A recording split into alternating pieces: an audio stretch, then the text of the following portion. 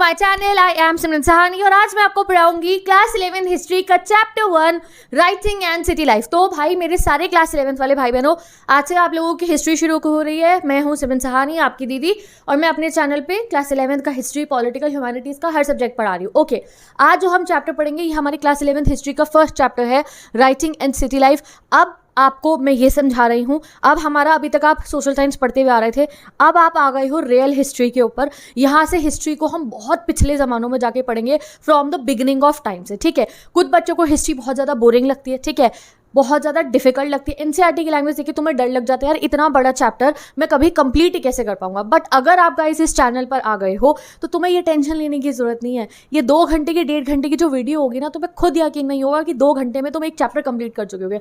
मुझे नहीं पता 10th में तुमने कब कब कितने समय में वो चैप्टर्स को कंप्लीट करा था।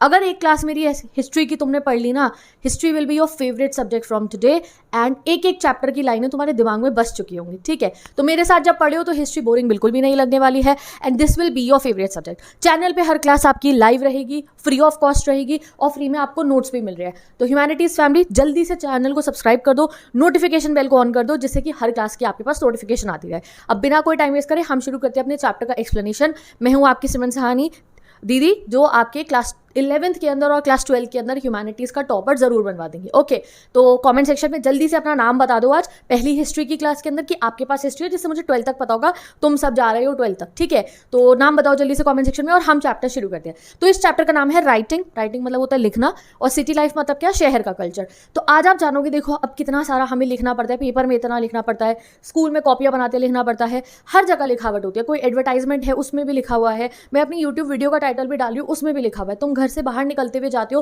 और मम्मी ने कहा 5 चीजें खरीद के ले आओ, तो तुम एक पेपर पे लिख लोगे ये लेके जाना है। तो राइटिंग, लिखना, उसकी कितनी ज्यादा जरूरत है सोसाइटी के अंदर, समझ सकते हो ना कितना इंपॉर्टेंट है। तो यहाँ आज आपको ये बताया जाएगा भाई राइटिंग शुरू कैसे हुई। कभी सोचते हो, जैसे आजकल हम सोचते हैं भाई मोबाइल फोन आ गए, उठा के किसी को कॉल कर लो, फिर ये फेसबुक इंस्टाग्राम आए, नए इन्वेंशन हुए, अब हमारा चैट जीपीटी आ गया, प्यार से एआई आ गए हैं, वो इतने बड़े बड़े इन्वेंशन हो गए। But the real inventions were these guys, जिसने लिखना, भाई सोचा है कभी ये ए किसने बैठ के बनाया होगा, किसके दिमाग में आया होगा एक बी बनाते, एक सी बनाते, एक क ख ग बनाते, कभी सोचा है? मैं अगर कभी ये सोचने चली जाती हूँ तो मेरा तो दिमाग घूम जाता है, भाई कौन बैठ के लिख रहा था।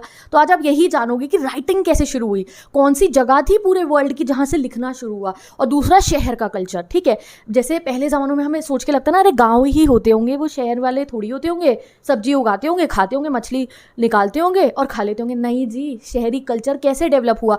आजकल इतनी बड़ी बड़ी सिटीज़ है गाइस, इंडिया में मुंबई ले लो आप, और बाकी हमारी इंडिया की जितनी सिटीज़ मान लो, वहाँ दुबई देख लो आप पूरा का पूरा, और न्यूयॉर्क सिटी, आजकल की सिटीज़ देखी है।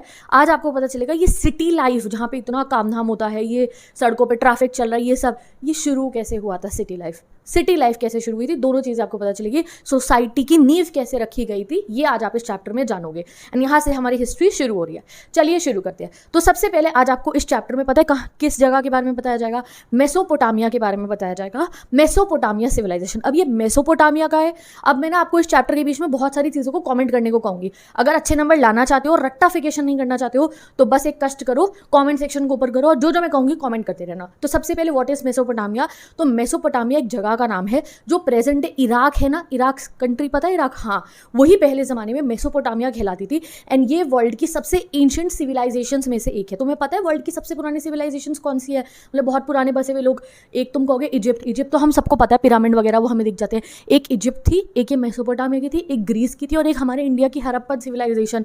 ये सब सबसे पुरानी सिविलाइजेशंस में से एक है। तो आज हम कौन सी वाली पढ़ रहे हैं इनमें से, मेसोपोटामिया। मेसोपोटामिया का है, प्रेजेंट डे इराक को हम मेसोपोटामिया कहते हैं। और मेसोपोटामिया ऐसा नाम क्यों है इसका, तो इसके नाम में भी एक बहुत ही प्यारा सा मीनिंग छुपा है। ठीक है, तो इसका मतलब होता है the land between the 2 reverse, यानी कि मेसोपोटामिया मतलब है एक जगह, एक लैंड, एक पीस ऑफ एरिया जो 2 रिवर्स के बीच में बहता हुआ जाता है, मतलब 2 रिवर्स के बीच में है।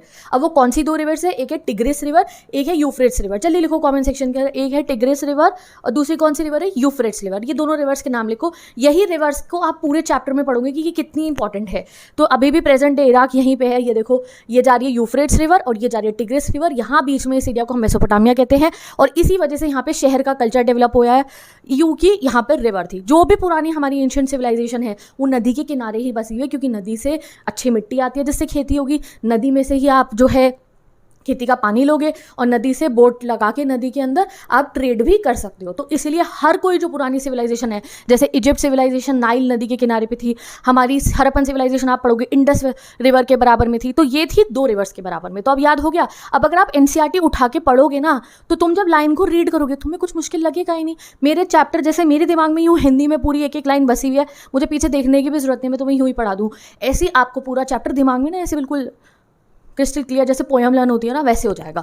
ठीक है, तो सिटी लाइफ जो है मेसोपोटामिया में शुरू हुई थी। एंड मेसोपोटामिया क्या है? Land between the Euphrates and Tigris river. ठीक है, इसको हम कहते हैं मेसोपोटामिया। ठीक है, अब एक होमवर्क है तुम्हारा, ये मेसो और जो पोटामिया वर्ड है ये ना जैसे कौन सी भाषा से लिया गया है। कुछ होते हैं ग्रीक से लिए गए हो, कुछ वो लैटिन से लिए गए हो, आपकी एनसीईआरटी में क्लियरली गिवन है। बट ये तुम्हारा होमवर्क है, तुम्हें मुझे बताना है मेसोस का मीनिंग क्या होता है, पोटामोस का मीनिंग क्या, और ये कौन सी भाषा से लिया गया। नहीं आ रहा होगा तो मैं पिन कमेंट में आंसर लगा दूंगी। ठीक है, तो ये क्वेश्चन है, ये तुम्हारा होमवर्क है। ठीक है, तो मेसो मतलब वैसे होता है मेसोपोटामिया क्या है? 2 नदियों के बीच की जगह। अब ये जो है one of the ancient civilisation है, ये मैं आपको ऑलरेडी बता चुकी हूँ। अब मेसोपोटामिया इतना ज़्यादा फेमस क्यों है? सबसे फेमस है ये पुरानी सिविलाइजेशन में से, क्योंकि यहाँ बहुत ज़्यादा तरक्की हुई थी, यहाँ पढ़ाई लिखाई का कल्चर डेवलप हुआ था, और यहाँ पे मैथमेटिक्स, एस्ट्रोनॉमी, जो हम मैथ्स आजकल करते हैं, इसकी शुरुआत यहाँ से हुई थी। इन्होंने मैथ्स शुरू करी, एस्ट्रोनॉमी, इन्होंने एस्ट्रोनॉमी को शुरू करा। येस, बीइंग एन इंडियन हमें जो है अभी बहुत रिसर्चेस चल रही हैं गाइस, आगे चल के देखा जाएगा क्या होता है, बट अभी तक जो है यही है कि एस्ट्रोनॉमी एंड मैथमेटिक्स यहाँ से डेवलप हुई थी। ठीक है, चलो अब आगे अगर बात करूँ मैं आपको, तो इनका जो राइटिंग सिस्टम है, मैंने आपको कहा ना लिखना पढ़ना, जो आप आज लिख रहे हो उसकी शुरुआत भी इसी शहर से हुई थी, यहीं इसी किंगडम से हुई थी, यहीं मेसोपोटामिया से लिखना पढ़ने की भी शुरुआत हुई थी, और ये फिर धीरे धीरे आगे जगह पे गई। इनकी तरह जैसे इन्होंने लिखा वैसे इजिप्ट के लोगों ने इनको कॉपी करके लिखना शुरू कर दिया। जो इजिप्ट के बड़े बड़े फेरोआज होते थे ना, फेरोआ कौन? वो जो पिरामिड में बाद में मम्मी बना के सो जाते हैं अपने, वो सीरिया, टर्की, आफ्टर 2000 BC हर जगह पे इनकी तरह लोग लिखने पढ़ने का स्टाइल अपना कॉपी करने लगते हैं। तो इन्होंने ऐसा नहीं करा कि बड़े ऐसे रिजर्व हो गए कि खुद लिखना आ गया तो लोगों को नहीं सिखाया। नो, दिस शेयर्ड, इन्होंने सबके साथ शेयर करा। ठीक है, अब बात करते हैं किंगडम्स ऑफ मेसोपोटामिया की। जैसे अगर मैं बोलूँ इंडिया के किंगडम्स के बारे में बताओ, तो तुम बता दोगे मौर्यन एम्पायर है हमारे यहाँ, हमने गुप्ता एम्पायर के बारे में सुना है, हमारे इंडिया में मुगल एम्पायर भी आया था रूल करने के लिए। ये कुछ एम्पायर ऐसे होते हैं ना कि राजा उसकी प्रजा है, इसे हम किंगडम कहते हैं। तो मेसोपोटामिया में क्या किंगडम्स थे ये सबसे पहले हम जानेंगे। ठीक है, तो मेसोपोटामिया के जो शुरुआती किंगडम्स है उनका नाम है सुमेर। सुमेर सबसे पहला किंगडम जो मेसोपोटामिया में एस्टैब्लिश हुआ था उसका नाम है सुमेर किंगडम। ठीक है, मैं एक फोटो लगा रही हूँ, आप यहाँ पे देख लो सुमेर किंगडम को। ठीक है, उसके बाद जो हमारा स्टार्ट हुआ था उसका नाम है अकड़। ठीक है, दूसरा किंगडम जो हुआ था उसका नाम है अकड़। ठीक है, अब इनकी जो टाइमलाइन है वो आपको बुक में नहीं दे रखी है, क्योंकि इनकी टाइमलाइन ना आज तक मतलब बिल्कुल क्लियरली नहीं पता कि कौन से साल में ये, कौन से साल तक ये रही थी। बट फिर भी मैं एक फोटो लगा रही हूँ, यहाँ पे देखो, फॉर अ रफ आइडिया आपको पता हो कि पहले सुमेर आया था फिर हमारा अकड़ आया था। ठीक है, तो ये दोनों साउथ सेक्शन में, जो साउथ वाला एरिया था मेसोपोटामिया का, वहाँ पे हुए थे। ये देखो साउथ साइड में दिख गया सुमेर, अब ये वाली फोटो में देखो अकड़ दिख गया। ये है हमारे क्या मेसोपोटामिया के सदर्न किंगडम्स। पहले सुमेर किंगडम हुआ था, फिर कुछ समय बाद अकेडियन किंगडम आ जाता है, एंड आफ्टर 2000 BCE, अब 2000 BCE के बाद में एक नया किंगडम यहाँ पे स्टैब्लिश होता है जिसका नाम है बेबीलोनिया। ठीक है, जो ये बेबीलोन देख रहे हो आप, यहीं पे था बेबीलोनिया। ठीक है, रियल फोटो भी लगा देती हूँ मैं बेबीलोनिया की, ये है बेबीलोनिया। ठीक है, देन फ्रॉम 1100 BCE, 1100 BCE से एक और किंगडम यहाँ पे स्टैब्लिश हुआ जिसका नाम था असीरियन, और ये हुआ था नॉर्थ साइड में। इसके भी आप फोटो देख सकते हो, ये है असीरियन किंगडम और ये हुआ था हमारा नॉर्थ साइड में स्टैब्लिश। ठीक है, तो पहले अब लर्न करते हैं। सबसे पहले आया सुमेर किंगडम, लिखो कमेंट सेक्शन के अंदर, हमें टाइम नहीं लर्न करना, थैंक गॉड, इतनी डेट एंड इवेंट बढ़ जाती वरना हमारी। उसके बाद कौन सा आया? अकड़ किंगडम, ये दोनों भी साउथ में ही थे। फिर आया बेबीलोनिया। ठीक है, फिर आया हमारा नॉर्थ साइड में असीरियन। ठीक है, ये किंगडम्स हमारे आते रहे। अब मैं आपको थोड़ी सी BCE, CE, ये जो जितनी भी हमारी नंबर लाइन होती है ये समझा देती हूँ। अब मैं आपको थोड़ी सी BCE, CE, ये जो जितनी भी हमारी नंबर लाइन होती है ये समझा देती हूँ। जैसे मैंने कहा ना 2000 BCE में बेबीलोन आया, बेबीलोनिया किंगडम आया, तो इसका मतलब क्या है?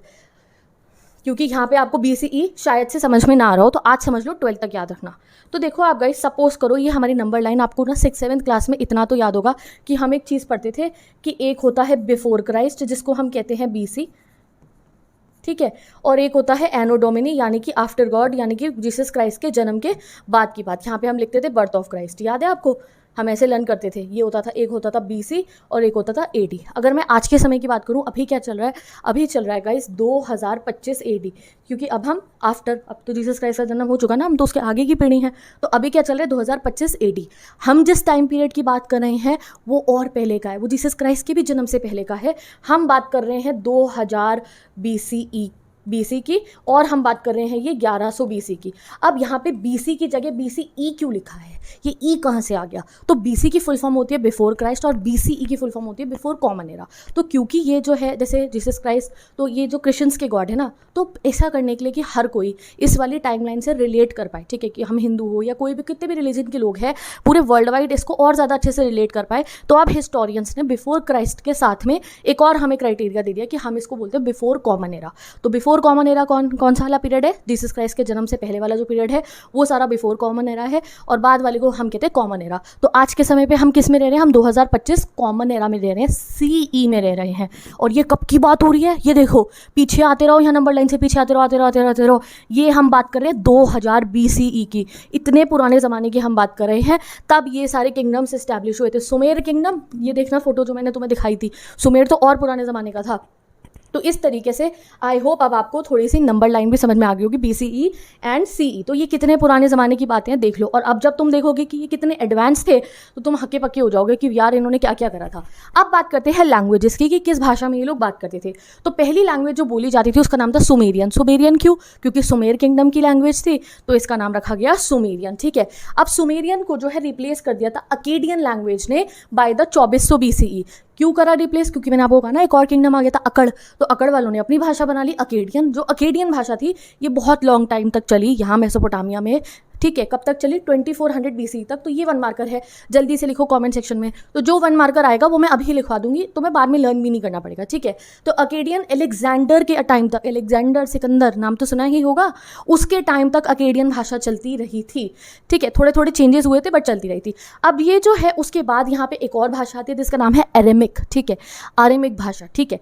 अभी आपको याद है 11th में आपका एक चैप्टर होगा वो वाला the summer of the beautiful white horse, उसमें वो एरम एंड मुराद है, ठीक है। वो लोग भी कहीं ना कहीं ये वाली भाषा की बात कर रहे थे, अरेमिक भाषा की। तो आज के समय की अगर प्रेजेंट इराक की बात करें तो इराक में एक लैंग्वेज बोली जाती है हिब्रू, ठीक है, वो इस अरेमिक से मिलती जुलती ही है, ठीक है। तो ये कुछ लैंग्वेजेस के बारे में आपको याद रखना है। पहली लैंग्वेज कौन सी थी? सुमेरियन। दूसरी लैंग्वेज कौन सी थी? अकेडियन। अकेडियन बहुत लंबे समय तक चली, 2400 BCE तक से रिप्लेस हो गई थी, ठीक है। अकेडियन ने रिप्लेस करा था सुमेरियन को 2400 BC में, और चली ये कब तक? देखो इस टाइम तक, अलेक्जेंडर के एरा तक। फिर आया अरेमिक भाषा जो आज के टाइम की हिब्रू भाषा से मिलती जुलती है, और इसे नहीं कहेंगे मिलती जुलती है, हिब्रू उससे मिलती जुलती होगी, ठीक है। तो ये कुछ भाषा का हमें समझ में आ गया, यहाँ के लोग इस भाषा में बात करते थे। अब हमें मेसोपोटामिया के बारे में इतना सब कुछ कैसे पता है, ठीक है। जैसे मैंने आपको कहा शहर का कल्चर यहाँ डेवलप हुआ, लिखना पढ़ना इन्होंने शुरू करा, कैसे पता चला? कोई क्या गया था पास्ट के अंदर टाइम मशीन लेके पता लगाने के लिए? नहीं ना। तुम कहोगे दीदी खुदाई उदाई करते हैं, आर्कोलॉजिस्ट पहुंच जाते हैं धरती में, खुदाई करते हैं और वहाँ से कभी चम्मच और पता नहीं पॉटरी और कभी बर्तन पता नहीं क्या क्या निकालते हैं और पता लगा लेते हैं। येस, बट कौन कराता है खुदाई? जैसे हमारे यहाँ पे इंडिया में तो ब्रिटिशर्स ने कराई थी, ब्रिटिश रूल में। यहाँ किसने कराई थी? तो यहाँ भी इन्हीं अंग्रेज़ों ने ही कराई थी। एग्जैकवेशन कहते हैं इसे इंग्लिश में, हिस्टोरिकल लैंग्वेज में। खुदाई नहीं बोलेंगे, थोड़े मेच्योर हो जाओ। तो एग्जैकवेशन जो है 1840 में शुरू हुई थी यहाँ पे इराक के अंदर, मेसोपोटामिया के अंदर। 2 शहरों के अंदर शुरू होती है, उरुक में और मरी में। और पता है आपको कितने समय तक चलती है? दसियों सालों तक चलती रहती है, डेकेड्स तक, 10 20 30 साल तक, मतलब कि चलती ही रहती है। ये जो मेसोपोटामिया है ये एक ऐसा किंगडम है, इस यहाँ पे सबसे ज़्यादा एग्जैकवेशन, सबसे ज़्यादा खुदाई यहीं हुई है, सबसे ज़्यादा हमें इनकी हिस्ट्री का ही पता है। जैसे इजिप्ट वालों की भी पता है बट इनकी तो और ज़्यादा पता है, क्योंकि जितने भी अंग्रेज़ लोग थे उन्होंने बहुत ज़्यादा यहाँ पे जाके खुदाई करी है। अब इनकी जो खुदाई हुई तो उस खुदाई में से हमें क्या क्या निकल कर आया बाहर, जल्दी से अब ये लिखना शुरू कर दो। इनकी खुदाई से क्या क्या निकल के आया, जहाँ से हमने इनके बारे में पता लगाया कि अच्छा ये इस टाइप के लोग थे। तो what are the archaeological resources, या आपका सोर्सेज जो आर्कियोलॉजी से हमें पता चला ऐसा था मेसोपोटामिया। तो सोर्सेज क्या क्या थी? तो 100 ऑफ मेसोपोटामियन बिल्डिंग्स मिली, सीधा बिल्डिंग निकल के आ गई, ठीक है। और स्टैचूज मिले, ऑर्नामेंट्स मिले, ग्रेव्स यानी कि कब्र मिली लोगों की, टूल्स मिले, सील्स मिली। सील्स क्या होती है, अभी जब 12th में आओगे ना, ये सील पे तो पूरा पूरा चैप्टर पढ़ोगे हड़प्पा वाला। एक छोटे से ऐसा पत्थर सा होता है, उसमें कुछ नकाशी हो रखी होती है, जैसे आजकल नहीं होते स्टैम्प, उस टाइप के। एंड देन मिलते हैं द वर्ल्ड फेमस, आप कह सकते हो, मेसोपोटामिया के टैबलेट। जैसे आजकल हमारा आईपैड है ना, और वो सैमसंग का टैबलेट और जितने भी हमारे टैबलेट्स होते हैं, एग्जैक्टली वैसे ही टैबलेट ये लोग यूज़ करते थे, बट हाँ वो डिजिटल नहीं होते थे। ये लोग क्या करते थे, अब लिखना है, जैसे तुम्हारी कॉपी है, इन्होंने लिखना शुरू करता ना, तो यही टैबलेट्स के ऊपर, ये जो नाम हमने लिया है ना टैबलेट, अपने शायद इसी से लिया होगा। आजकल जैसे हम अपने वो टैबलेट को टैबलेट कहते हैं, वो यहाँ से चुराया होगा, मुझे तो लगता है हमने। तो टैबलेट क्या है बेसिकली, अब लिखना था तो कॉपी तो थी नहीं, पेपर तो था नहीं, तो इन लोगों ने क्या करा, गीली मिट्टी होती थी, गीली मिट्टी को एक स्क्वायर शेप में, जैसा आईपैड होता है ना जितना, उसमें मोल्ड कर देते थे। और जब वो गीली होती थी तो एक नोकीली सा पेड़ की जो है एक डंडी लेते थे, उसको आगे से शार्प कर देते थे पेंसिल की तरह, और उससे लिख दिया करते थे। जब वो सूख जाता था तो वो बिल्कुल ऐसा हो जाता था जैसे आपने कुछ उस पर देखो, फोटो दिखाती हूँ ना तुम्हारे को, इतनी फोटोज़ तो लगाई हैं इसलिए तो लगाई, ये देखो ऐसा सा हो जाता था। ये देखो, ये गीली मिट्टी पर लिख दिया, ये इनकी लैंग्वेज है और हम इनकी लैंग्वेज भी पढ़ सकते हैं। देखो ये देखो, ये देखो, ये रही। तो ये इस टाइप से टैबलेट बनाते थे। तो इतनी टैबलेट मिली है हमें, तुम सोच भी नहीं सकते। एंड थैंक गॉड, लकीली बात ये है कि हमें इनकी ये भाषा पढ़नी आती है, मतलब ये जो इस पर ये लिखा हुआ है, ये हिस्टोरियंस को पढ़ना आता है, उन्हें पता है इस पर क्या लिखा गया है, तभी हम इनके बारे में सब कुछ पता लगा पा रहे हैं। जब तुम 12th में आओगे और इंडिया के हड़प्पन सिविलाइजेशन के बारे में पढ़ोगे तो तुम्हारा दिल टूट जाएगा सुन के कि हमें हमारी भाषा अभी तक समझ नहीं आई है, वो इतनी रेयर है। ठीक है, चलो, तो ये इनकी सोर्सेज हो गई। क्या क्या हुई सोर्सेज, दोबारा लिख दो। बिल्डिंग निकली, स्टैचू निकले, ऑर्नामेंट निकले, ग्रेव निकले, टूल निकले, सील्स निकले, टैबलेट निकले। तो भाई मैं वीडियो के अंदर ही आपको चैप्टर लर्न भी करवा दूंगी, ठीक है। तो जो वीडियो की लेंथ होगी शायद 15-20 मिनट की फालतू हो जाएगी। मैं अपने व्यूज़ के चक्कर में तुम्हारे को छोटी सी वीडियो बना के कि हाँ भाई बच्चे बहुत अट्रैक्ट होते हैं, छोटी सी वीडियो उस पर चैप्टर समझ में आ गया। सॉरी, ये तुम्हारी सिमरन दीदी नहीं कर सकती है, क्योंकि मेरे लिए तुम्हारा करियर, तुम्हारा फ्यूचर ज़्यादा इंपॉर्टेंट है अपने चंद व्यूज़ से, ठीक है। तो इसलिए ध्यान से बैठ के पढ़ो, क्योंकि अगर एक क्लास ले ली है, तुम्हें कोई पैक खरीदने की जरूरत नहीं है, तुम्हें कोई ट्यूशन लगाने की जरूरत नहीं है, तुम्हें कोई गाइड खरीदने की जरूरत नहीं है। 1 lecture you attend from my channel, this will be in your head life time के लिए। और नोट्स तुम्हें फ्री में मिल रहे हैं, मेरी इंस्टाग्राम आईडी से, लिंक गिवन है डिस्क्रिप्शन बॉक्स में, वहाँ पे जाके मुझे फॉलो करो। हर नोट्स आपको मिल जाएगा, हिस्ट्री नहीं, political, geography, sociology, psychology, physical education, English obviously class 12 की, each and everything. So go and follow. चलिए आगे बढ़ते हैं अपने चैप्टर में। अब आता है हमारा नेक्स्ट पार्ट, अभी शुरू में ये है चैप्टर के, why was Mesopotamia important to Europeans. मैंने कहा ना अंग्रेज लोग गए थे सारे के सारे, ये तो अरब वर्ल्ड में है ना, इराक का है, अरेबिक वर्ल्ड में है। यहाँ अंग्रेज लोग क्यों पहुंच रहे थे भैया एग्जैक्टिवेशन करने, इनको क्या शौक चढ़ गया था कि भैया अरेबिक वर्ल्ड जहाँ मुस्लिम कंट्री है वहाँ जाके ये क्यों जाके एग्जैक्टिवेशन कर रहे थे। तो इसलिए कर रहे थे क्योंकि जो हमारे क्रिश्चियंस हैं, और आपको यूरोपियन में ऑब्वियसली इतने सारे क्रिश्चियंस रहते हैं, तो उनको जो है, जो ओल्ड टेस्टामेंट है ना, ओल्ड टेस्टामेंट बाइबल में है, ठीक है, उसमें जो है उनको जो है एक मेंशन मिला एक शहर का जिसका नाम है शिमार। और शिमार मतलब होता है Sumer as a land of brick cities, ठीक है। तो उसमें उनको एक नाम मिला जो ओल्ड टेस्टामेंट है, जिसमें एक जगह का नाम लिखा है शिमार। और शिमार मतलब होता है सुमेर। और सुमेर पता है क्या है, जो ये सुमेर किंगडम इस्टेब्लिश, सुमेर का मतलब होता है एक ऐसी जगह जो पकी हुई मिट्टी से बनी हुई है, पकी हुई मिट्टी के ईंटों से बनी हुई है। क्योंकि इन्होंने जब अपने शहर बनाए थे तो इन्होंने कच्चे मिट्टी के ईंटों के नहीं बनाए थे, बिल्कुल पकी हुई ईंटें, जैसे आजकल हमारे भट्टी की ईंटें होते हैं ना, भट्टे होते हैं जो ईंटों के, उस टाइप के गोल्डन ब्राउन के ईंटों के इनका शहर होता था। तो इसीलिए जो है जब उन्होंने पढ़ा यार हमारे इसमें शिमार लिखा है और वो उधर हमें पता लग रहा है सुमेर है, वहाँ पे भी ऐसे ही ब्रिक वाली जगह ही है, तो ये सारे पहुंच गए हमारे यूरोपियंस यहाँ पे मेसोपोटामिया में कि पता चल जाए हमारे को कहीं हमारे पूर्वजों का इससे कोई लिंक तो नहीं था, ठीक है। तो इसलिए उन्हें लग रहा था कि ये उनका एंसेस्ट्रल लैंड है, पूर्वज मैंने बोला ना, तो एग्जैक्टली वही, तो उन्हें लग रहा था ये इनका एंसेस्ट्रल लैंड है और ये पता नहीं 20-30-40 सालों तक यहीं पड़े रहे और यहाँ पे एग्जैक्टिवेशन करके हमारे हिस्ट्री निकालते रहे और तुम्हारा चैप्टर बनाते रहे बढ़िया सा, ठीक है। अब 1873 में क्या होता है, एक ब्रिटिश न्यूज़पेपर होता है, वो बहुत सारा पैसा लगाता है और ऑर्डर देता है कि तुम्हें एक पर्टिकुलर टैबलेट ढूंढनी है। कौन सी टैबलेट ढूंढ के लानी है, वो कहता है भाई तुम्हें एक टैबलेट वो ढूंढ के लानी है जिसमें नोहा के आर्क की स्टोरी गिवन हो। नोहाज आर्क पता है आपको, नोहाज आर्क देखो क्या हुआ था, क्रिश्चियनिटी में भी ये माना जाता है, इनफैक्ट हमारे हिंदू कल्चर में भी ये बिलीव है, मतलब है, बिलीव नहीं है ये चीज़, ठीक है। और जो है इनके मेसोपोटामिया में भी है क्या कि एक टाइम ऐसा हुआ था जब भगवान जी को लगा कि दुनिया में ना बहुत बहुत बुरा हो चुका है, बहुत बुरे कर्म हो रहे हैं, जो एक बार जो है दुनिया को हमें वाइप आउट करना पड़ा, जैसे हम कहते हैं ना कलयुग आएगा, तो वो बहुत पुराने ज़माने की, बहुत पहले की डूम्सडे की बात है ये, कि एक बार की बात है जब भगवान जी को लगा कि अब नई सभ्यता, धरती को नया बनाने की ज़रूरत है। तो एक बहुत ही नोबल आदमी था जिसका नाम था नोहा। उन्होंने नोहा को कहा, भगवान जी नोहा को ट्रस्ट करते थे कि तुम्हें एक आर्क बनाओ, यानी कि एक शिप बनाओ बड़ा सा, ठीक है, और जो है उसके ऊपर हर एनिमल का 2-2 जोड़ा जो है वो रख लो, कुछ खेती करने के, कुछ नहीं, सारे खेती करने के जो बीज है वो रख लो, और अपनी फैमिली को लेकर तुम उस शिप पे बैठ जाओ। फिर एक बहुत बड़ा प्रलय आएगा, जल प्रलय, मतलब कि फ्लड आएगी, जिससे पूरी दुनिया खत्म हो जाएगी, यानी कि हर इंसान मर जाएगा। बट नोहा उनके आर्क में, यानी कि उनके जो शिप में सारे एनिमल्स थे, उनकी फैमिली और वो जो बीज है वो सुरक्षित रहेंगे, जिससे आफ्टर द फ्लड, प्रलय आने के बाद वो एक नया जीवन शुरू करेंगे। हमारे इंडिया में भी ऐसी ही हमारी है। यहाँ पे हमारे जो थे, जिनका अगर मैं आपको नाम बताऊँ, जैसे वहाँ पे नोहा है, तो हमारे में थे मनु, ठीक है। उनको जो है विष्णु जी ने जो है बताया था, जो उनका मत्स्य अवतार था ना, उन्होंने उन्हें कहा था कि आप ऐसे शिप बनाओ, और तब मनु ने ऐसे करा था, और ऐसा कहा जाता है कि हम उन्हीं के आगे के वंशज है, ठीक है। तभी हमें मानव कहते हैं ना, तो हम मनु से ही निकला है। क्या बोलते हैं हमको, ह्यूमंस को हिंदी में क्या कहते हैं, मानव कहते हैं ना, वो उसी से निकलता है, मनु के बच्चे, ठीक है।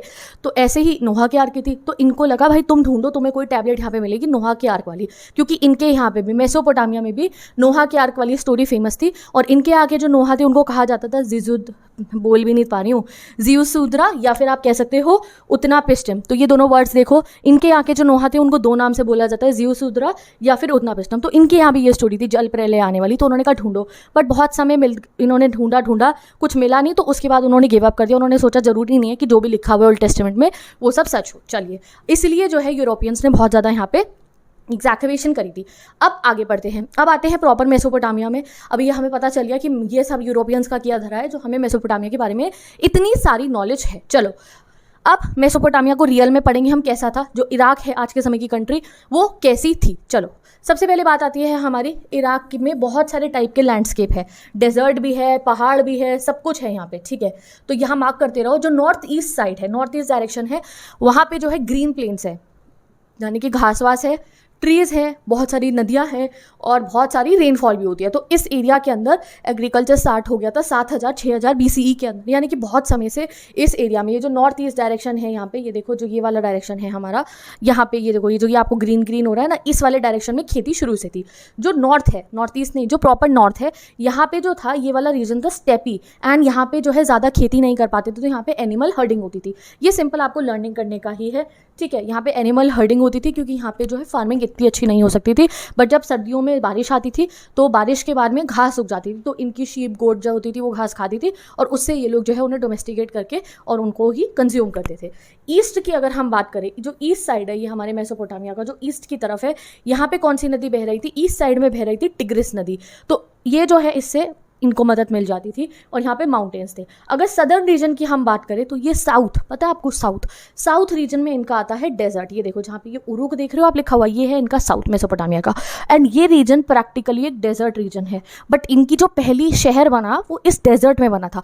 अब आप ये सोचो कि यार हम लोग तो कहते हैं जो डेजर्ट है, जो रेगिस्तान है, वहाँ तो लोग रह ही नहीं सकते, वहाँ तो पानी ही नहीं आता, ये कैसे डेजर्ट में इन्होंने शहर बना दिया, ये खेती करते थे डेजर्ट में, हाउ इज़ इट पॉसिबल। तो इसलिए वो पॉसिबल होता था क्योंकि ये जो दोनों नदियाँ हैं ना, ये जो टिग्रिस और यूफ्रेट्स नदी है, आप ये देखो, ये ना बहती हुई ऐसे आती थी, और जैसे ही ये डेजर्ट की मिट्टी में एंटर करती थी, जितनी भी ये दोनों रिवर हैं, तो क्योंकि जो डेजर्ट की सॉइल होती है ना वो काफ़ी हल्की होती है और लूज होती है, तो उसमें क्रैक्स आ जाते थे, ठीक है। ये देखो मैं आपको यहाँ पे दिखाती हूँ, ये जो डेजर्ट की, ये या यूफ्रेट्स रिवर या टिग्रिस रिवर कहाँ आके रुकेगी, यहाँ आके रुकेगी ना, इस जगह पे, ये इनका डेजर्ट था। अब जैसे ये यहाँ के रुकती थी तो पहले तो ऐसे ऐसे यूँ मुड़ जाती थी, कोई डेजर्ट के इस कोने में से निकल गई, इस कोने में से निकल गई, तो अलग अलग नदियों की नहरें से बन के इनके पास आ जाती थी। और जब ये नदी इतनी ऊपर से आ रही है, कहाँ से आ रही है, देखो चलती हुई नदी यहाँ से आ रही है, देखो ये मरी से निकली, ये बेबीलोन से निकली, ये यहाँ से जब नदी चलते हुए आ रही है तो नदी अपने साथ ऊपर से लाती है सबसे बढ़िया वाली मिट्टी, जिसे ह्यूमस कहते हैं हम, जिसमें सिल्ट होता है, जिसमें सबसे बढ़िया खेती होती है। जैसे हमारी गंगा नदी है, यहाँ यूपी में, पंजाब में, बिहार में और ये हरियाणा में सबसे अच्छी फार्मिंग क्यों होती है, क्योंकि गंगा नदी अच्छी मिट्टी लेकर आती है ऊपर पहाड़ों से। तो इनके साथ भी यही हो रहा था, ये पहाड़ों से सबसे अच्छी मिट्टी कहाँ आती थी, ये डेजर्ट वाले एरिया में। दैट्स वाई ये एक ऐसी कंट्री बनी, इराक ही मेसोपोटामिया, जहाँ पे डेजर्ट में भी फार्मिंग हो रही थी।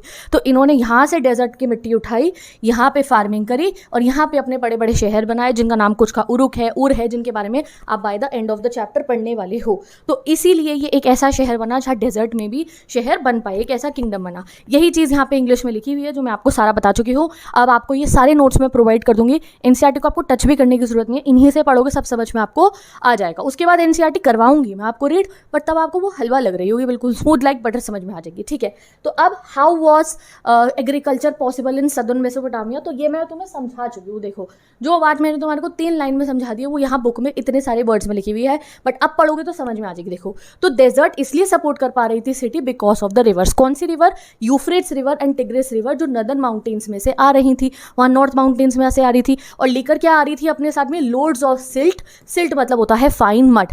और जैसे ही यूफ्रेट्स डेजर्ट में आती थी, क्योंकि डेजर्ट की मिट्टी इतनी सॉफ्ट सॉफ्ट सी है, तो ये नदी डेजर्ट पे एंटर करी तो एक इधर को निकल गई, एक इधर को निकल गई, एक ऐसे निकल गई, एक ऐसे निकल गई, तो यहाँ पे भी एक शहर बसा दिया, यहाँ पे भी बसा दिया, यहाँ पे भी बसा दिया, यहाँ पे भी बसा दिया। इसलिए ये मेसोपोटामियन सिविलाइजेशन इतनी बड़ी हो पाई, ठीक है। These channel flood their banks, ये चैनल जो बनते थे यहाँ से पानी आ जाया करता था और ये इरिगेशन कैनाल की तरह काम करते थे। यहाँ पे भी एक खेत बन जाएगा, यहाँ पे भी बन जाएगा, यहाँ पे भी बन जाएगा, यहाँ पे भी बन जाएगा, और इन खेतों पर फिर ये वीट, बार्ले, पीस, लेंटिल सब उगाते थे। अनाज की तो इन पर भरमार थी, अनाज ही अनाज था इनके पास में, कोई कमी नहीं थी इनके पास अनाज की। Of all the ancient system, Roman empire से भी ज़्यादा भी, थीम 3 में आप पढ़ोगे चैप्टर 3 रोमन एम्पायर के बारे में, ये जो साउथ मेसोपोटामिया का एग्रीकल्चर था, अनाज था, वो सबसे ज़्यादा था, सबसे ज़्यादा ये करते थे, ठीक है जी। चलो अब खाली एग्रीकल्चर ही नहीं था इनके पास, ये तो दोनों हाथों में लड्डू थे इनके। एग्रीकल्चर के अलावा मैंने आपको नॉर्थ एरियन का बताया, जहाँ पे जो है ये फार्मिंग नहीं करते थे, बट वहाँ पे शीप गोट वगैरह बहुत होती थी, तो वहाँ से इनके पास शीप गोट भी थी। तो और नॉर्थ ईस्टर्न प्लेन के अंदर इनके यहाँ पे माउंटेन के स्लोप्स थे, तो वहाँ पे माउंटेन में भी ये लोग फार्मिंग कर लेते थे, तो भाई इनके लिए तो बहुत ही अच्छा था। और ईस्ट में, जहाँ मैंने आपको ईस्ट में बताया, इनके यहाँ पे ये टिग्रिस रिवर बह रही थी, ईस्ट में दिखाया ना आपको, कौन सी रिवर थी? देखो ये पढ़ो, यहाँ पे ईस्ट में टिग्रिस रिवर बह रही है, यहाँ से मछली आ जाती थी। तो जितने भी एरियाज थे हर जगह लोग रह पा रहे थे, खाने की कोई कमी नहीं थी। यहाँ पे भी फार्मिंग हो जाती थी नॉर्थ ईस्ट में, नॉर्थ में जानवर हो जाते थे, ईस्ट में मछली आ जाती थी, साउथ में तो बढ़िया फार्मिंग कर ही रहे थे ये डेजर्ट से। यही चीज़ आपको इसमें बता रखी है, how was agriculture possible in southern Mesopotamia. तो ये 8 नंबर का क्वेश्चन आएगा, तो मैं ये लिख देना है बस, दैट्स इट। चलिए अब Mesopotamia civilisation and bronze age, ये छोटे से आपको एक बॉक्स में गिवन है बुक के अंदर, बट मैं तो बॉक्सेस भी लीव नहीं कराती हूँ। तो मेसोपोटामिया सिविलाइजेशन जब इनकी चल रही थी उस समय में ब्रॉन्ज की भी डिस्कवरी हो गई थी, और इन्होंने ब्रॉन्ज जो होता है उसको भी यूज़ करना शुरू कर दिया था। ब्रॉन्ज को क्या कहते हैं हिंदी में, जल्दी से ये भी आपको मुझे कॉमेंट सेक्शन में बताना है, this is also your homework, ठीक है। तो ब्रॉन्ज हो गया, कॉपर हो गया, टिन हो गया, ये सब ये लोग यूज़ करने लगे थे। किस किस चीज़ों में यूज़ करते थे?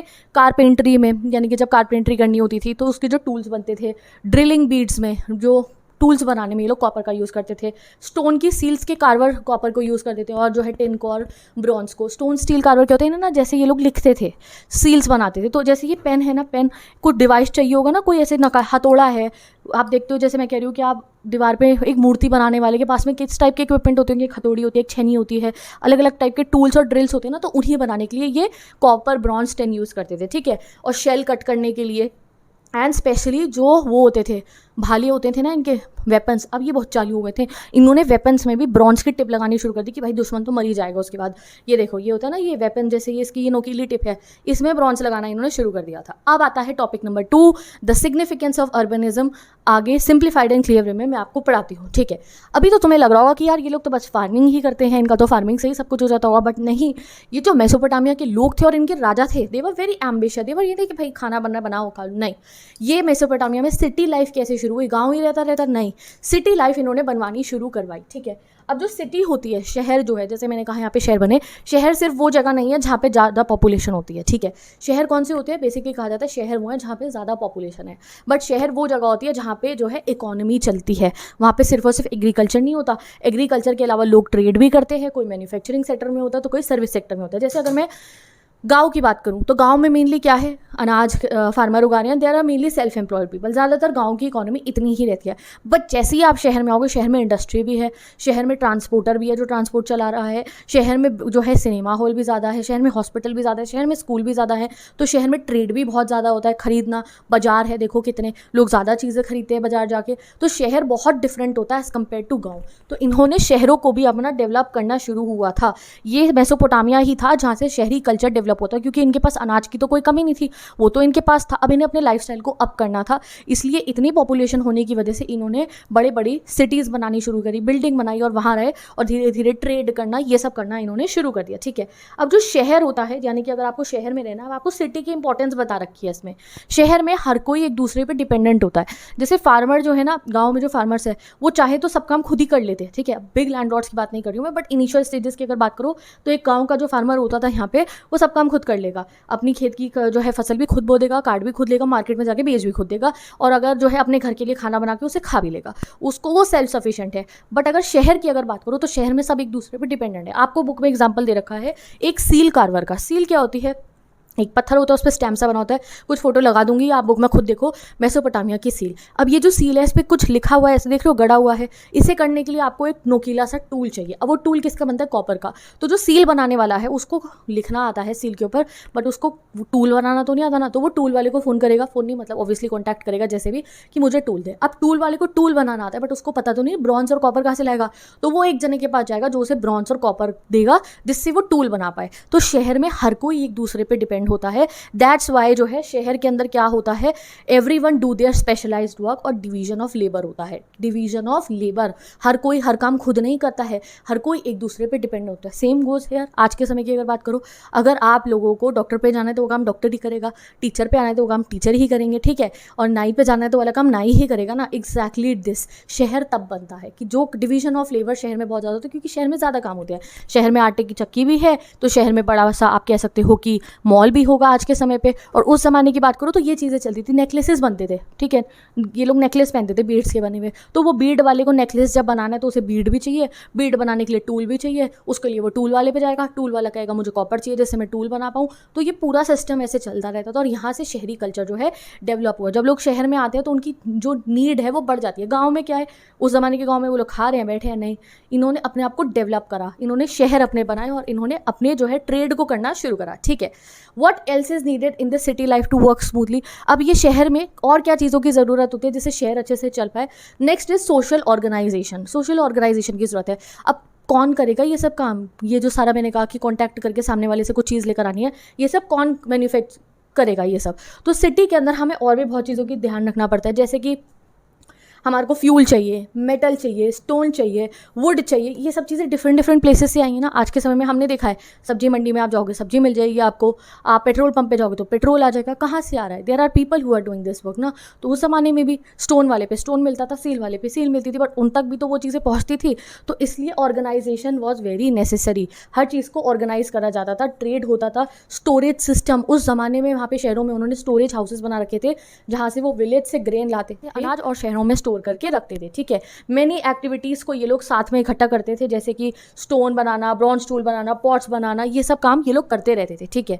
कुछ लोग होते थे जो ऑर्डर देते थे और कुछ लोग होते थे ऑर्डर को फॉलो करते थे। इस तरीके से अर्बन इकोनॉमी चलती थी, ठीक है। तो यहाँ पे पूरा का पूरा इनके किंगडम्स में कुछ लोग होते थे जो ऑर्डर्स देते थे कि आपको ये सब काम करना है, और कुछ लोग होते थे जो उन ऑर्डर्स को फॉलो करते थे। तो ये सब कौन करवाता था? राजा करवाता था ये सब। आगे आप ये भी पढ़ोगे। बट इस टाइप से शहर जो आज के समय में हमारे शहर इतने स्मूथली चल रहे हैं, उनकी शुरुआत यहाँ मेसोपोटामिया से हुई थी। देयर वर सम पीपल, जिसको जो काम आता था वो करता था, बट किसी के कहने पे करेगा ना, तो there were some people who give the order, और कुछ होते थे जो ऑर्डर्स को लेते थे। अब क्योंकि इतना काम हो रहा है, अब मैंने कहा कि जो वो स्टोन की सील बनाने वाला है उसको वो चाहिए था, एक टूल चाहिए था। तो उसने टूल जब खरीदा होगा टूल बनाने वाले से, ठीक है, और मैं कह रही हूँ कि उन्होंने बहुत सारा शहर के अंदर जो है अनाज आया गाँव से, तो हर चीज़ को लिखना पड़ता है ना। आज के समय पे आप बिल बनाते हो, एक टॉप भी आप खरीद के लाते हो तो आपको बिल मिलता है। तो उस ज़माने में भी ऐसा ही होता था, बहुत सारी चीज़ों की ज़रूरत होती, तो उन्हें लिखने की ज़रूरत इनको पड़ी कि यार हमें गाँव से इतनी सारी चीज़ें बनानी है। जो सील बनाने वाला है उसको अब टूल भी चाहिए था, उसे पेंटिंग कलर भी चाहिए थे तो वो सील पे करेगा, उसे और भी चीज़ें चाहिए थी, तो उसने लिखना शुरू करा कि मुझे क्या क्या चाहिए। ट्रांजैक्शंस का रिकॉर्ड होना भी शुरू हुआ, और तब इनको समझ में आया कि अब हमें लिखने पढ़ने की ज़रूरत है। And that's how writing culture develop हुआ था हमारे मेसोपोटामिया में। अब ये चीज़ आपको यहाँ बताई जाएगी, movement of goods in the cities, ठीक है। तो ये जो हमारा मेसोपोटामिया था, यहाँ पे आपको समझ में आ गया शहर कल्चर डेवलप होने लगा। बट मेसोपोटामिया की एक कमी थी, इनके पास एग्रीकल्चर तो बहुत ज़्यादा था, अनाज की तो इनके पास कोई कमी नहीं थी, बट इनके पास ना मिनरल्स नहीं थे बिल्कुल भी। ये जो सदर्न मेसोपोटामिया, यहाँ पे मिनरल जैसे कोयला मान लो तुम या पत्थर, ये पुराने ज़माने के लोगों को ज्वेलरी का बहुत शौक होता था, अलग अलग ब्यूटीफुल कलर्स के पत्थर जो हो वो हम पहने, जो भगवान जी के टेम्पल है उनमें भगवान जी को जो है उसके गहने बना के दे, इन्हें यही बहुत ज़्यादा शौक होता था। और साथ ही के साथ में जो सील वगैरह बनती थी, कुछ फोटोज़ लगा दूंगी, इन्हें बनाने के लिए पत्थर चाहिए, पत्थर पे कार्विंग करने के लिए टूल चाहिए, टूल के लिए मेटल चाहिए, कॉपर ब्रॉन्ज भी इन पे था नहीं, इन्हें खरीदना पड़ता था। तो कैसे करें ये सब, उसके लिए ट्रेड है, तो इसलिए इन्होंने जो है इस समय पे इनको जो है ज़रूरत पड़ी ट्रेड करने की, यानी कि दूसरी कंट्रीज से खरीदने की। और जब आप ट्रेड करोगे तो आपको रिटर्न में चाहिए होगा, और तब राइटिंग कल्चर डेवलप हुआ। तो ये मेसोपोटामिया के लोग ना ऐसे नहीं थे, इनके जो राजा थे कि ठीक है जो है उसमें ज़िंदा रह लो, कि हमारे पे खाना है तो खा के ज़िंदा रह लो, नहीं, इन्होंने कहा कि अगर हमारे पे कोई चीज़ अवेलेबल नहीं है तो हम आसपास से खरीद लेंगे। जैसे इनके यहाँ से ना ट्रेडर्स जाते थे मेसोपोटामिया से, कहाँ जाते थे, टर्की जाते थे, ईरान जाते थे और गल्फ रीजन में जाते थे। उन्हें क्या देते थे, अपना अनाज देते थे और उनसे wood, copper, tin, silver, gold, shell, stone सब खरीद के लाते थे। तो भाई सब ट्रेड भी इन्होंने डेवलप करा, बिजनेस। जो तुम में से बहुत बच्चों को बड़े होकर बनना ना बिजनेसमैन, ये जो आजकल तुम भैया अंकल 5 रुपये का चिप्स दे दो, 10 रुपये का चिप्स दे दो, ये जो सिस्टम है कि आपको चिप्स मिल जाएगा और तुम पैसे दे दोगे, ठीक है, कि तुम्हें खुद चिप्स बनाना नहीं आता तो कोई बात नहीं, तुम चिप्स की फैक्ट्री से बनवा के जो है तुम वहाँ आ रहे हो और तुम उससे खरीद लोगे, ये क्या, ये बिजनेस है ना। आपको कपड़े पहनने हैं तो हमें कपड़े बनाने थोड़ी आते हैं, हम जाएंगे वहाँ बाजार में, हर जगह कपड़े मिल रहे हैं। तो ये जो सिस्टम है कि if you don't know how to make a thing, बाजार में मिल रही होगी वो, ये भी इन्होंने शुरू करा था मेसोपोटामियंस ने, ये जो ट्रेड का सिस्टम है। तो इन्होंने क्या करा, इनके पास जब चावल थे, इन पे अनाज था, तो ये अपने ऐसे भेजते थे सारे चैरियट्स को कि जाओ, वहाँ पे इनके मैसेंजर्स जाते थे, ट्रेडर्स जाते थे, बहुत बड़े बड़े बिजनेसमैन होते थे, और वो जाते थे सीरिया, टर्की, ईरान, हर जगह जाते थे और इनसे ट्रेड कर लेते थे, गोल्ड वगैरह सब खरीद के लाते थे, हमारे से भी करते थे।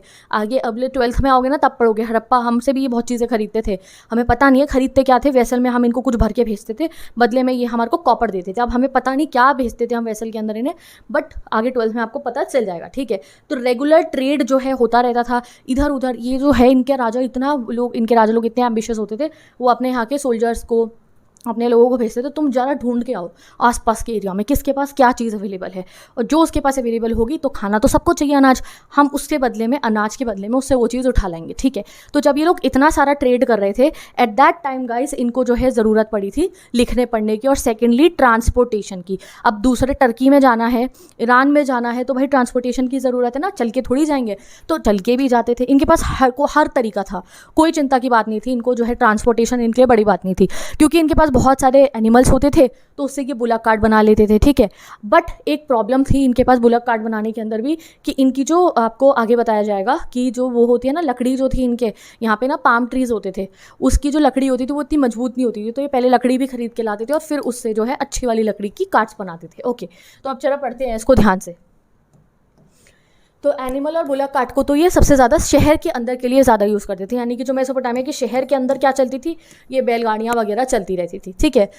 बट अगर इन्हें दूसरे देशों में जाना होता था, आसपास के किंगडम में जाना होता था, तब ये बुलक कार्ट का यूज़ नहीं करते थे, क्योंकि इनको भी खाना ज़्यादा खिलाना पड़ेगा और वो थक जाएंगे, रुकना पड़ता है, तो वो इकोनॉमिकल नहीं होता था। सबसे ज़्यादा चीपेस्ट ट्रांसपोर्टेशन आज तक क्या है, वाटर है, और इनके पास तो टिग्रिस और वो जो यूफ्रेट्स नदी थी, तो इनको तो कोई टेंशन ही नहीं थी। इन्होंने बहुत सारी बोट्स बना रखी थी, ये देखो हमारे पास प्रूफ भी है कि इनको बोट्स बनानी आती थी। ये देखो, ये एक सील है, इसे कहते हैं सील, ये काम था उस सील वाले का। उसे ये पत्थर चाहिए, पत्थर के ऊपर एक टूल चाहिए, उससे ये बनाएगा, और पेंट भी चाहिए, ठीक है। तो इस सब के लिए सिटी लाइफ शुरू हुई, ट्रेड हुआ।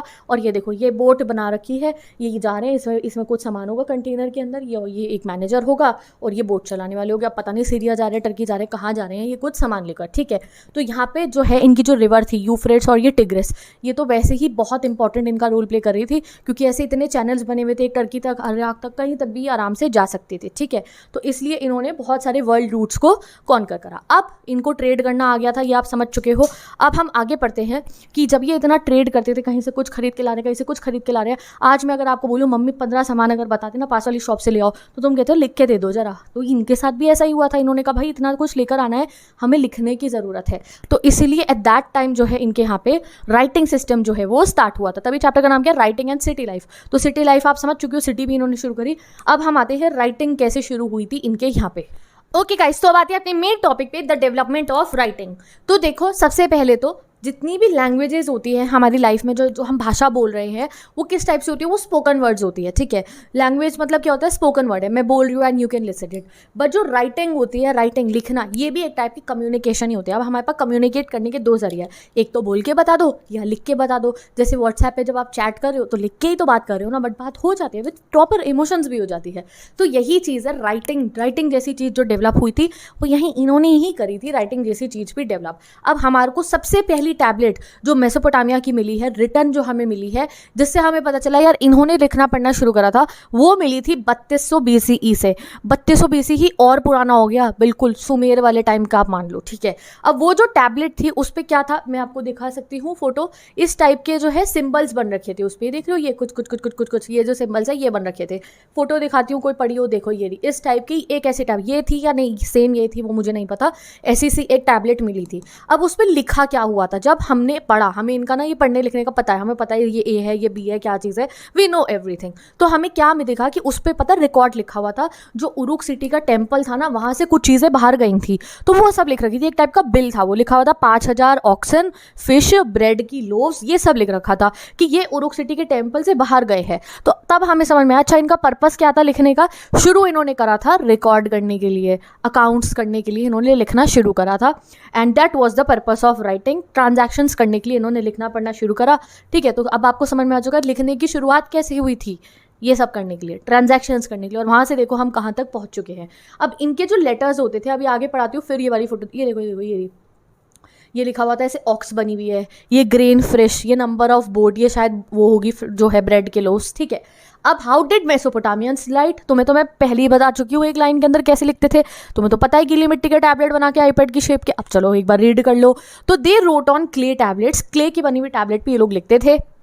ये होता था स्क्राइब। स्क्राइब कौन हो गए, जिन्हें लिखना आता था, ठीक है। स्क्राइब कौन, जिन्हें लिखना आता था। वो हैंड साइज टैबलेट बनाते थे, यानी कि जो हाथ में पकड़ा जाए, बिल्कुल आईपैड के जितना हो गया या थोड़ा सा छोटा मान लो, उसको स्मूथ कर देते, गीली मिट्टी के सरफेस को बिल्कुल ऐसे स्मूथ कर देते थे वो। और एक स्टाइलस लेते थे, स्टाइलस मतलब क्या, पेन बनाते थे, जैसे आप ये देख रहे हो, ये देखो, ये पेन बनाते थे और उसको आगे से यूँ नुकीला बनाते थे। अब ये जो उनका पेन होता था, ये एक प्लांट से या आपको पेड़ से बनता था, जिसका नाम क्या है, रीड का बना होता था। एंड ये जो स्क्राइब होता था, ये वेज शेप्ड साइंस बनाता था, जिनको कहा जाता है क्यूनीफोरम स्क्रिप्ट। अब आपको पता होगा कि ना हर एक स्क्रिप्ट होती है, जैसे कि ये जो फोंट है, आपने देखा होगा अगर आप टाइपिंग करते हो तो लिखा था Times New Roman, Arial font होता है, एक कैलिबरी फोंट होता है, कर्सिव हैंड राइटिंग जैसे हम कहते हैं, कैपिटल लेटर जैसे हम कहते हैं, वो चीज़ मैं बात कर रही हूँ, बोल्ड लेटर जैसे हम कहते हैं। तो इनके लेटर कैसे होते थे, इनके लेटर होते थे क्यूनीफोरम। क्यूनीफोरम मतलब होता है कीलो जैसे, कील को देखा है आपने, ऊपर से ब्रॉड होती है और एक टाइप से पॉइंटेड होती है। इंग्लिश में बोला जाए तो इसे कहते हैं वेज शेप, जैसे लड़कियों हमारी हील्स होती है ना, वेज हील्स, बट लड़कों तुम्हें समझा देती हूँ, जो कील होती है, कील देखिए तुमने, कीलो जैसे नुकीले इनके लिखने का फोंट होता था, ठीक है। देख रहे हो, ये देखो कैसे कील जैसा, ऐसा लग रहा है कील हो, एक तरफ से पॉइंटेड, दो तरफ से ब्रॉड, इसको कहा जाता था क्यूनीफोरम फोंट, ठीक है। अब ये जो है जो स्क्राइब होता था, गिली गिली मिट्टी पे ऐसे लिख देता था, उसको धूप में सुखा देता था, और जो है उसको अपना ये काम बहुत ध्यान से करना होता था, क्योंकि अगर एक बार वो सूख गई है मिट्टी, फिर आप उस पर नहीं लिख सकते हो। जो पुरानी टैबलेट्स हो जाती थी, जो काम की नहीं होती थी, उन्हें ये तोड़ के दोबारा भी रीयूज़ कर लेते थे, ऐसा भी हमें मिला है। और जो ज़रूरत की होती थी उन्हें ये संभाल के रखते थे। आज के समय पर हमें इतनी टैबलेट्स इनकी मिली हैं, और टैबलेट मिलने से कुछ नहीं होता जब तक हम इनके जो नोकीले अक्षर हैं उन्हें पढ़ना नहीं आता।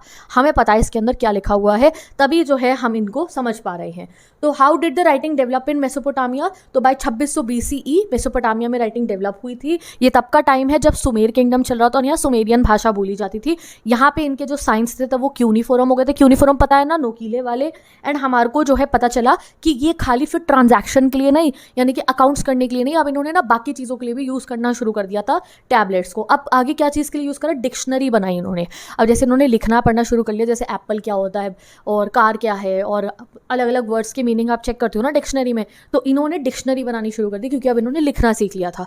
लैंड ट्रांसफर जो होते हैं, जैसे अगर आप घर खरीदते हो तो उसकी रजिस्ट्री होती है ना, तो घर और जो है फसल वगैरह के लिए जो फार्म होते हैं उसकी रजिस्ट्रीज के लिए इन्होंने लैंड डॉक्यूमेंट्स बना लिए। रॉयल अचीवमेंट, अब राजाओं को बहुत शौक होता था कि उन्होंने जो कुछ बड़ा काम करा है उसे लिखा जाए और इतिहास में आगे तक उसे याद रखा जाए, तो इसलिए उन्होंने बहुत सारे टैबलेट्स बनाए। हमें बहुत राजाओं के, इनके मेसोपोटामिया के टैबलेट मिले, और अनाउंसमेंट करने के लिए राजा ने कोई बहुत बड़ा ऐलान करा है तो वो टैबलेट पे लिखवा देता था। आफ्टर 2400 BCE जब इनकी लैंग्वेज सुमेरियन से अकेडियन हो गई थी, तभी आपको स्टार्टिंग में बता दिया गया कि पहले लैंग्वेज सुमेरियन थी और बाद में अकेडियन थी। तो जब इनकी लैंग्वेज अकेडियन हो जाती है तो अकेडियन में क्यूनिफोरम ही साइन चलते हैं, ठीक है। यहाँ पे भी क्यूनिफोरम साइन ही चलते हैं 2000 सालों तक। ये ऐसी ही इनकी राइटिंग चलती रहती है till first century CE, first century CE तक, यानी कि जो फर्स्ट सीई है ना, फर्स्ट कॉमन एरा या फर्स्ट एडी बोलो, बिल्कुल जो हमारी पहली सदी थी, फर्स्ट सेंचुरी जैसे हम कहते हैं, देखो यही चलती रही थी, ये वाला क्यूनिफोरम वाली फॉन्ट, ठीक है। चलो अब इनका सिस्टम ऑफ राइटिंग कैसा था, ये देखो, ये इनके फ़ॉन्ट्स है, ये किलो किलो जैसे इनके फ़ॉन्ट्स है। अब जैसे हम तो लिखते हैं ए, जैसे हमने लिखा ए, तो ए का मतलब ए है, हमने लिखा क का मतलब क है। तो बट इनके जो साइंस थे ना गाइज, वो ऐसे नहीं होते थे, ये दो वर्ड्स को बना के मिलते थे, जैसे ला, इन, पुट, ठीक है। जैसे से लिखते थे, ये ऐसे से करके, कर लिखते थे, तो इनके ऐसे होते थे कि खाली एक अल्फ़ाबेट का नहीं होता था, 2-3 अल्फ़ाबेट्स को मिला के इनके वर्ड्स होते थे। जैसे यहाँ पे मैं आपको दिखाती हूँ, इनके कुछ अल्फ़ाबेट्स हमें बता रखे हैं। इसका मतलब है से, ये देखो, ये है से, ये 4 ऐसे ये वर्ड बनाएंगे, इसका मतलब है से। ये ऐसे करेंगे, इसका मतलब है कुर, ये इसका मतलब है आई, इसका मतलब है माँ, ठीक है। तो इनके खाली सिंगल लेटर नहीं होते थे, मिला के इसका मतलब ऐसे होता था। तो क्यूनिफोरम सिलाइबिक सिंबल्स होते थे, इनके अल्फ़ाबेट्स नहीं थे, इनके हमारे ABCD जैसे या क ख ग जैसे अक्षर नहीं थे, 2 वर्ड्स को मिला के इनके सिलाइबल बनते थे। अब जितना भी हमारा टैबलेट्स पे लिखा जाता था ना, तो वो काम बहुत मुश्किल होता था एक स्क्राइब का, क्योंकि गीली मिट्टी पे उसे जल्दी जल्दी लिखना होता था, क्योंकि अगर वो सूख जाएगी तो भैया वो हो जाएगा ख़राब। और बहुत सारे लेटर्स थे, जैसे आपने जैपनीज़ पढ़ी होगी, सुना होगा कि जैपनीज़ ना बहुत मुश्किल होती है, उनके बहुत सारे लेटर है, बेचारे शिनचैन को कितना पढ़ना पड़ता होगा, तभी दिखाते ही नहीं है पढ़ते हुए। तो बहुत सारे लेटर्स होते हैं उसमें, इसलिए ऐसे ऐसे बनाते रहते हैं। तो इनके भी लेटर बनाने में भी बहुत मुश्किल और बहुत सारे थे। तो स्क्राइब लोगों की बहुत बड़ा ना, मतलब ऐसे उन्होंने बहुत इज्जत होती होगी कि भाई इसे तो इतना पढ़ना आता है, और इतना मुश्किल काम होता था कि जल्दी से सब कुछ लिखना होता था। ओके, अब अगर हम बात करें लिटरेसी की, लिटरेसी मतलब होता है पढ़े लिखे लोग कितने थे, कि क्या खाली स्क्राइब को ही पढ़ना आता था या नॉर्मल लोगों को भी पढ़ना वहाँ पे आता था। तो वेरी फ्यू पीपल लिटरेट थे। हमें ये समझ में आया कि सादा लोग वहाँ पे पढ़े लिखे नहीं थे। ना होने का रीज़न यही है जो इतना मुश्किल इनका राइटिंग सिस्टम था। भाई तब तो शुरू ही हुआ था ना, कौन इतने इतने सारे लेटर लर्न करेगा, और इतनी जल्दी लिखना है कि ये सूखने से पहले इसके जो है लिखा जाए। बट कुछ कुछ राजा जिन्हें पढ़ना लिखना आता था, फिर वो भैया अपनी टशन मारने से नहीं रुकता था। अगर किसी राजा को पढ़ना लिखना आता था तो सही बात है, बताओ भैया हमारे को। उन्होंने अपनी बतेरी टैबलेट्स लिखवाई, अपने लिए पोएम्स लिखवाई, जिसमें उन्होंने मेंशन करवाया कि भैया इस राज्य को लिखना ज़रूर आता था। और जब भी ये लोग लिखा करते थे, जो हमें इनके टैबलेट्स मिली है ना, तो राजा को ये लोग बहुत रिस्पेक्ट देते थे। जैसे हमें इनकी एक टैबलेट मिली है जहाँ पे कुछ राजा को लिख के कुछ लेटर लिखा गया है। तो to my lord a speak, मतलब मैं बोल रहा हूँ, दस से योर सर्वेंट बी। तो इतनी इज्जत से राजा से बात करी जाती थी, और राजा ने अपनी पोएम स्टोरीज हर जगह पे लिखवाया है। अगर राजा को लिखना आता था तो उसने हर जगह पे लिखवाया है, ठीक है जी। और राजा ये कोशिश करता था कि जो मेरी पोएम है जिसमें मैंने लिखवाया कि मुझे पढ़ना लिखना आता है, उसको मेरी जो उरुक सिटी है, मदी सिटी है, पूरे मेसोपोटामिया के एक एक जने को सुनी होनी चाहिए ये पोएम कि मुझे पढ़ना लिखना आता है, ठीक है। अब समझ में आ गया, स्क्राइब्स को पढ़ना आता था, कुछ कुछ राजाओं को आता था, ठीक है, वो लिखवा देते थे उस चीज़ को।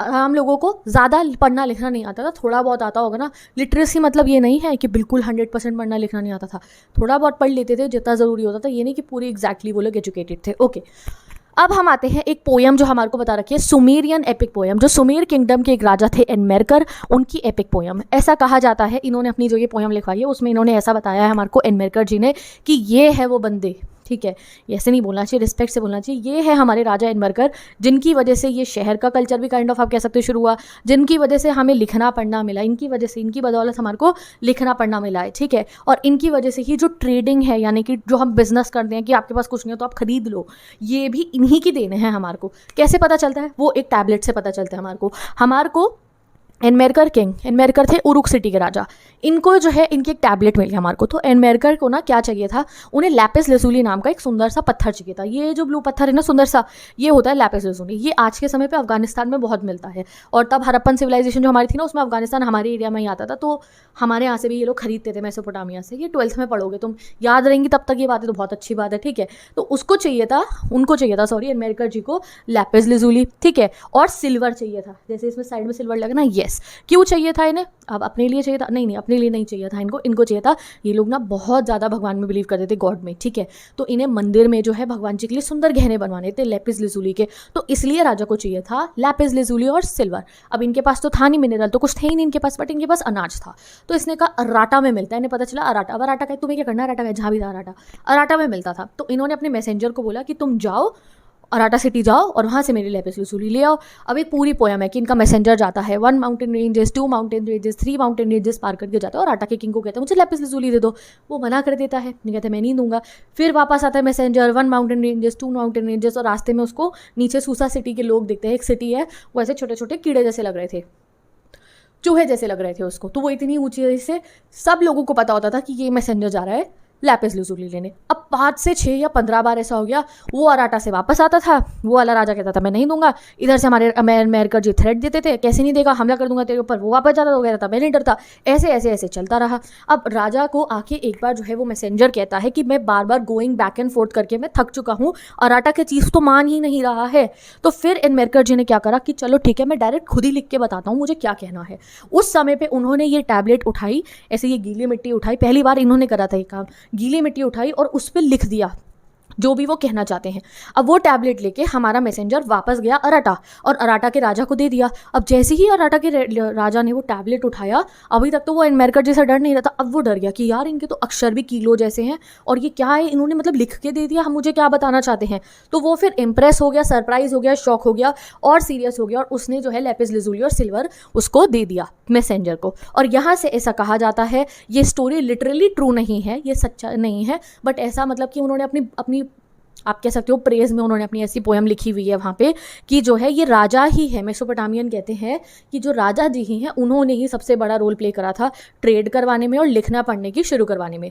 तो इस राइटिंग की वजह से हमें खाली पढ़ना लिखना, खाली ये नहीं है पढ़ाई का फ़ायदा जो हम सोच रहे हैं। आज के समय पे जो लॉन्ग डिस्टेंस कम्युनिकेशन हो रही है, ट्रेड हो रहा है, जो अर्बन कल्चर, जो शहर बसे हैं, ये सब लिखने पढ़ने की वजह से ही हुआ है। और ये सब कहाँ शुरू हुआ था? मेसोपोटामिया में। अब हम आते हैं गाइस अपने नेक्स्ट टॉपिक पे, अर्बनाइजेशन इन सदर्न मेसोपोटामिया। अब राइटिंग कल्चर समझ में आ गया, राइटिंग एंड सिटी लाइफ का राइटिंग पार्ट हमारा कंप्लीट हो चुका है। अब हम इनके शहरों के बारे में डिटेल में पढ़ेंगे। अभी आपको पता है इनके शहर थे, राजा जी थे। अब शहरों के नाम पढ़ोगे, उनकी लोकेशन पढ़ोगे, वो कैसे थे ये पढ़ोगे। तो इनके यहाँ पे 5000 BCE से 5000 BCE, सोचो कितना पीछे जाना पड़ेगा। 5000 CE की अगर मैं बात करूँ तो वो 5वीं सदी है, वो 5वीं सदी की बात हो रही है। अभी हमें उतना पीछे जाना है। 5000 BCE में इनके यहाँ पे जो है सदर्न मेसोपोटामिया में सेटलमेंट होनी शुरू हो गई थी। फिर धीरे धीरे इनके यहाँ अलग अलग सिटीज़ बनती हैं। कुछ बनी टेम्पल के इर्द गिर्द, यानी कि टेम्पल मंदिरों के आसपास बनी। जो मंदिर के आसपास सिटी बनी थी उसका नाम है उरुक। अब ये आपको 1 मार्कर में लिखना है, जल्दी जल्दी कॉमेंट करो। तो जो टेम्पल के पास में मिली थी उनका नाम पड़ा उरुक, ठीक है। उरुक सिटी आज भी है इराक में। जो ट्रेड सेंटर थी, यानी कि जहाँ बहुत ज़्यादा बिजनेस होता था, ट्रेड होता था, वो था उर। फिर कुछ थी इंपीरियल सिटी जहाँ राजा रहते थे, जैसे कि मरी। और भी बहुत सिटीज़ है, निनेव, निपुर, लागाश, ये सब सिटीज़ हमारी बनी कहाँ की? हमारे इराक की कहो आप मॉडर्न डे, या आपको मेसोपोटामिया की, ठीक है। अब जो स्ट्रक्चर होते थे अर्ली टेम्पल के, जैसे मैंने आपको कहा कि ये टेम्पल के आसपास में सिटी बनाते थे, तो एग्जाम में बहुत इंपॉर्टेंट क्वेश्चन आएगा टेम्पल का स्ट्रक्चर। तो जो पुराने ज़माने के टेम्पल होते थे उसमें बहुत छोटी सी श्राइन होती थी, यानी कि गर्भगृह होता था जहाँ पे भगवान जी की मूर्ति जो है वो रखी जाती थी। और जो टेम्पल बना होता था वो अनबेक्ड ब्रिक्स का बना होता था, तब पकी हुई ईंटों का नहीं बना हुआ था, बाद में बनने शुरू हुए थे पकी हुई ईंटों के। जो इनके गॉड कौन कौन थे, कौन से भगवान की पूजा करते थे ये गॉड ऑफ मून की पूजा करते थे। और इनके यहाँ पे गॉड ऑफ मून को कहा जाता था उर, तभी इनकी सिटी का नाम एक का उरुक है, एक का उर है। और कुछ देवी माँ के टेम्पल थे। कौन सी देवी की पूजा करते थे ये करते थे goddess of love and war की पूजा, जिनको कहा जाता था इनके यहाँ पे इनाना। तो इनाना की पूजा करते थे ये, उनका भी ऐसे ही टेम्पल बना हुआ था। तो पहले टेम्पल कैसे होते थे, ये देखो छोटा सा, ये ऐसे टेम्पल की एंट्रेंस थी, इधर यहाँ पे ऑल्टर था, यानी कि ये यहाँ पे भगवान जी की मूर्ति होगी, ये और यहाँ पे एक छोटा सा ओवन होता था। ये छोटा सा ही जगह होती थी इनके टेम्पल की। धीरे धीरे धीरे गाइस इनके टेम्पल बड़े होने लग गए, जहाँ पे बहुत सारे रूम होने लग गए, कोर्टयार्ड होने लग गया। इधर उधर लोग जो है ऐसे ना, एक दीवार अंदर जा रही है, एक बाहर आ रही है, बहुत सारे गलियारे बनने लग गए। और उन गलियारों में धीरे धीरे इन्होंने काम करना शुरू कर दिया। अब देखो ये देखो अ टेम्पल ऑफ, आप कह सकते हो आगे के टाइम का है ये, विद एन ओपन कोर्टयार्ड। ये देखो, ये देख रहे हो, यहाँ पे एक ये जगह जा रही है, ये एक जगह जा रही है, एक जगह जा रही है, एक जगह जा रही है। ये टेम्पल है जो हमें खुदाई करके मिला है उरुक सिटी का। तो ये टेम्पल्स धीरे धीरे डिफरेंट वे में होने लगे। पहले तो छोटा सा होता था टेम्पल, अब ऐसे ऐसे क्यों कमरे टाइप बने हुए थे, ये अलग कमरा बना, ये अलग कमरा, ये अलग कमरा बना, इस टाइप के टेम्पल बनने लग गए थे। अब वो क्यों बने थे धीरे धीरे टेम्पल, वो मैं आपको बताऊंगी रुक कर। अब टेम्पल में लोग आते थे और भगवान जी को ग्रीन कर्ड फिश जो है वो चढ़ाया करते थे। एज पर देयर बिलीव जो है वो लोग भगवान जी को सब कुछ ऑफर करते थे। उनको यही था, जैसे हम मानते हैं कि जो भी हमें दिया किसने दिया, भगवान भगवान जी ने दिया ना, एग्जैक्टली उरुक और उर सिटी के और पूरे मेसोपोटामिया के लोगों की यही बिलीफ थी कि भगवान ही हर चीज़ के ओनर है, समुद्र के, लैंड के, हमारी फिशरीज़ के, हमारे फार्मिंग के, हर चीज़ के ओनर कौन है? भगवान जी है। और वो जैसे ही कुछ अनाज आता था पहले भगवान जी को ऑफर करा जाता था।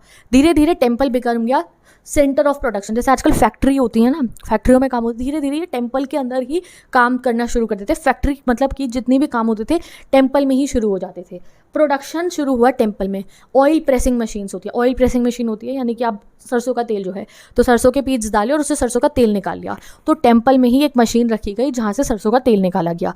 चक्की जो होती है आटा पीसने की, वो भी टेम्पल में ही रखी गई। स्पिनिंग यानी कि जिससे कपड़ा बनेगा, चरखा जो है वो भी टेम्पल में रखा गया, जिससे कपड़ा बनता था। कपड़ा वो टेम्पल के गॉड्स के लिए भी बनता था और बाद में फिर बहुत ज़्यादा वे पे बनने लगा जो वहाँ के लोग भी पहनते थे। तो temple gradually developed it's activity and became the main urban institution. जैसे आज के समय में हमारे शहरों के इंस्टीट्यूशंस क्या है, आप कहोगे फैक्ट्री है, मॉल है, बाजार है, पोस्ट ऑफिस है, ये है वो है। उस ज़माने में सबसे बड़ा एरिया, सबसे बड़ा सेंटर क्या होता था? एक शहर का टेम्पल। सब काम टेम्पल में होता था। भगवान जी की पूजा भी वहीं होती थी, जश्न भी वहीं मनाया जाता था, सेलिब्रेशन किसी की शादी हो तो, और काम धाम भी वहीं पे होता था सारा का सारा। टेम्पल के अंदर ही मर्चेंट्स आते थे, यानी कि वो लोग जो खरीदेंगे और बाहर बेचने जाएंगे। टेम्पल के अंदर ही रिटन रिकॉर्ड लाइब्रेरी बनी होती थी, जहाँ सब कुछ क्या गया है, क्या भरा है, लिखा होता था। कितना ग्रेन आया है गाँव से, कितना ग्रेन हमने बाहर भेजा है जिससे हमने बाकी चीज़ें खरीदी है। Everything was there in the temple. तो आई थिंक सो ये फोटो भी कुछ उरुक सिटी के टेम्पल की ही है। तो इस टाइप के स्ट्रक्चर्स हमें बहुत मिले। अब आते हैं, अब आपको समझ में आ गया कि टेम्पल इनके लिए इतना इंपॉर्टेंट था। अब आते हैं हम एग्रीकल्चर की। जब हम इनकी बात करें बहुत अच्छा था, तो ऐसा नहीं है कि इनका एग्रीकल्चर की कभी कोई कमी नहीं होती थी। कुछ कमियां होती थी इनके एग्रीकल्चर में, वो दो कमियां दोनों मैं आपको बताती हूँ। एक होती थी नेचुरल और एक होती थी मैन मेड। तो पहले नेचुरल कमी की बात करते हैं। नेचुरल चैलेंज ये होते थे, कई बार यूफ्रेट्स रिवर होती थी, वो सेम फ्लो में नहीं जाती थी हर साल। जैसे कि मैंने आपको बताया कि जैसे नदी बहकर आ रही है, ये देखो। अब इनके यहाँ पे मैंने कहा गाइज ये यूफ्रेट्स रिवर बह के आ रही है, यहाँ पे आ गई डेजर्ट। तो डेजर्ट में आते ही ना, तो ये कोई एक इस साइड जाएगी, एक इस साइड जाएगी, एक इस साइड जाएगी, एक इस साइड जाएगी। यहाँ पे शहर ए है, शहर बी है, जैसे यूरोप हो गया, शहर सी, शहर डी। अब क्या हुआ, थोड़े समय बाद क्या हुआ, यहाँ से जो ये नदी है ना, अब अगले साल जब और तेज़ बहाव आया पानी का, जब और तेज़ बहाव आया, तो अब इधर पानी आने की जगह ना पानी दूसरी तरफ चला गया। सपोज करो इधर ज़्यादा चला गया या इस तरफ पे चला गया, तो जो ये वाले शहर हैं जो ऑलरेडी यहाँ पे इतने लोग रह रहे हैं, उनकी तो प्रॉब्लम हो गई कि इस साल तो नदी में ज़्यादा पानी आया नहीं, ज़्यादा अच्छी मिट्टी आई नहीं, तो हम कैसे काम करेंगे। अब फिर इन्हें अपना सारा बोरिया बिस्तर बांध के यहाँ जाना पड़ेगा, इस जगह पे जहाँ पे अब की बार नदी ने अपना पानी छोड़ा है। तो ये प्रॉब्लम कई बार इनको देखनी पड़ती थी, क्योंकि भैया वो तो नेचर है, कहीं भी जा सकता है। इन सम ईयर्स कई बार ऐसा भी हो जाता था कि ऊपर से ना नदी का बहुत सारा पानी आ जाता था एक्सेस में, तो फ्लड हो जाती थी। इनके इतने बड़े बड़े शहर फ्लड में डूब जाते थे, खेती करीबी सारा सब कुछ डूब जाता था, ठीक है। और समटाइम्स तो रिवर बिल्कुल ही दूसरे एंगल पे चली जाती थी। ये इनका शहर यहाँ बसा पड़ा है, अब की बार पानी नहीं आया, ऊपर से ऐसी हालत इनके हो जाती थी। तो due to these frequent changes in villages had to shift their location many times throughout the history. तो इसलिए हमें समझ में आया कि यार ये लोग ना बार बार अपनी लोकेशन बदलते रहते थे, कभी इधर आने, कभी इधर आने, कभी इधर आने, कभी इधर आने। क्यों आ रहे हैं कि भाई ये नदी आई है, अब की बार इस तरफ चली गई तो यहाँ चले जाएंगे, उस तरफ चली गई तो वहाँ चले जाएंगे। बट यस, ये जो उरुकुमारी, ये जो टाउन्स है, यहाँ पे आता ही आता था पानी, तो इसलिए यहाँ पे कोई दिक्कत ऐसा सच नहीं होती थी। अब आते हैं हम आगे मैन मेड प्रॉब्लम में। अब हम लोग क्या क्रिएट करते थे, यहाँ के आदमी लोग, तो इसमें होती थी अपस्ट्रीम और डाउनस्ट्रीम की प्रॉब्लम, जो आज तक होती है हर जगह पे। अपस्ट्रीम होती है ऊपर से। अब मैं कह रही हूँ कि एक कंट्री है ऊपर, वहाँ से नदी निकल कर आ रही है, और एक कंट्री नीचे है, तो ऊपर वाली कंट्री ने ज़्यादा पानी निकाल लिया या उसमें बहुत कूड़ा डाल दिया, तो सारा कूड़ा नीचे आएगा ना नदी के साथ में, और बहुत पानी निकाल लिया तो नीचे ज़्यादा पानी। ये प्रॉब्लम है, आज तक होती है। हमारी बांग्लादेश के साथ ये प्रॉब्लम है, पाकिस्तान के साथ ये प्रॉब्लम होती है अपस्ट्रीम डाउनस्ट्रीम की, नेपाल के साथ भी कई बार कि भैया जो नदी का पानी है, वो जो ऊपर वाली कंट्री होती है वो सिर्फ कभी दूषित कर देगी, कभी ज़्यादा निकाल लेगी। नीचे वाले लोग बैठे हैं जो नीचे वाली साइड पर नदी की, भैया पानी तो आ ही नहीं रहा है, ये गंदा पानी आ रहा है।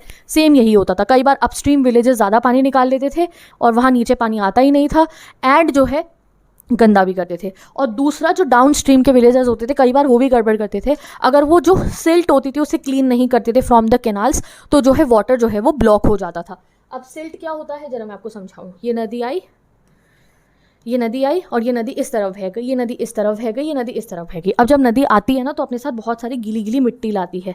अब ये जो गीली गीली मिट्टी है, वैसे तो ये नदी के बहाव के साथ चलती रहती है, बट कई बार ना कुछ गीली मिट्टी अटक जाती है। अब ये डाउन स्ट्रीम के लोगों का काम है कि इस मिट्टी को यहाँ से हटाओ, क्योंकि अगर ये मिट्टी हटेगी नहीं तो नदी का पानी ऐसे आगे नहीं जाएगा, और आगे नहीं जाएगा तो इधर जो विलेज है उस तक पानी कैसे पहुँचेगा, ठीक है। तो इसलिए ये कई बार सिल्ट नहीं हटाते थे यहाँ से, और इससे भी इनके बीच में लड़ाइयाँ और इनके बीच में वॉर हो जाते थे।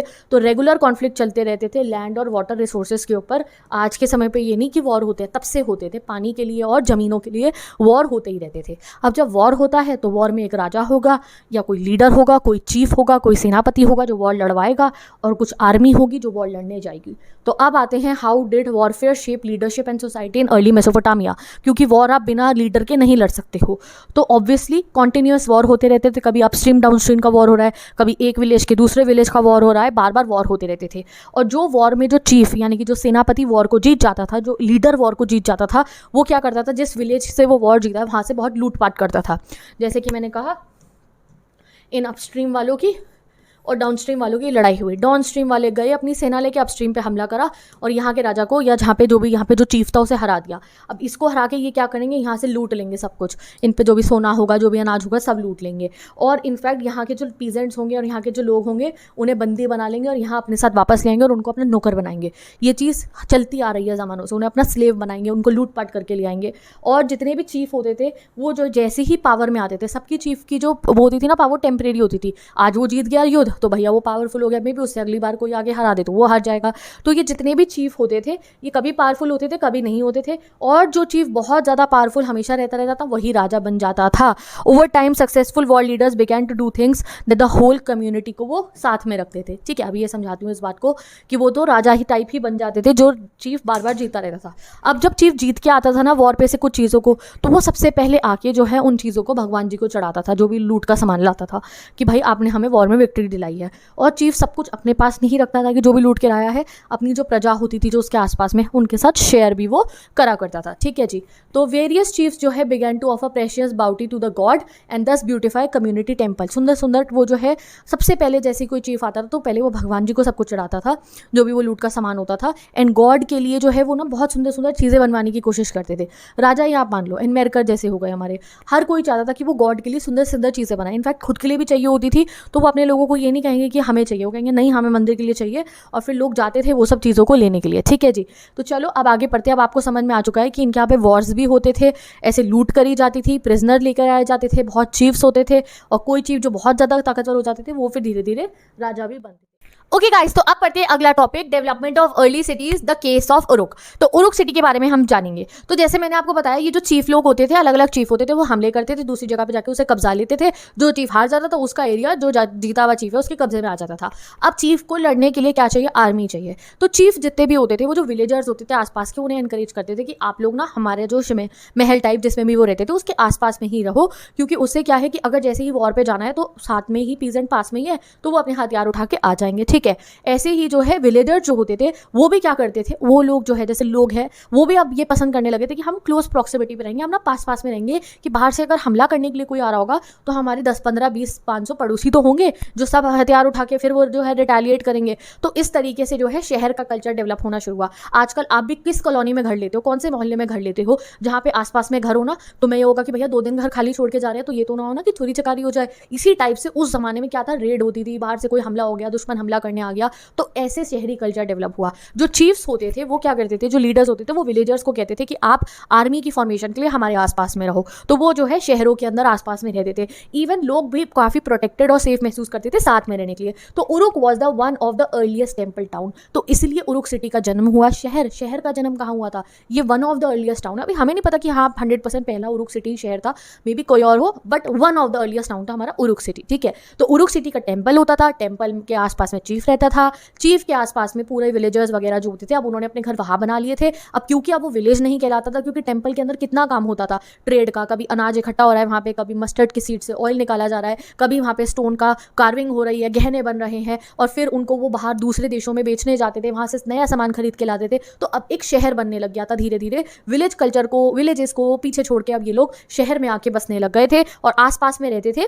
ठीक है, अब ये जितने भी जिनके वो होते थे ना बेसिकली चीफ, इनको ये आर्म्ड हीरोज की तरह मानते थे, और हमें बहुत स्टैचूज ऐसे मिले हैं जिनकी लोग इज्जत करते थे उनकी। ठीक है, तो around 3000 BCE Uruk expanded to 250 hectares. तो 3000 BCE में तो आप ये मान लो जो उरुक सिटी है वो 250 हेक्टेयर की हो गई थी। That was the 2 size of Mohenjodaro. Mohenjodaro क्या, अभी तुम्हें तो पता ही नहीं होगा, 6th का अगर पढ़ा हुआ याद है तो हड़प्पन सिविलाइजेशन है ना हमारे इंडिया की, पता है नहीं पता है, इंडिया की सबसे पुरानी सिविलाइजेशन हड़प्पन सिविलाइजेशन, ये मेसोपोटामिया वालों के लेवल की है हमारी भी।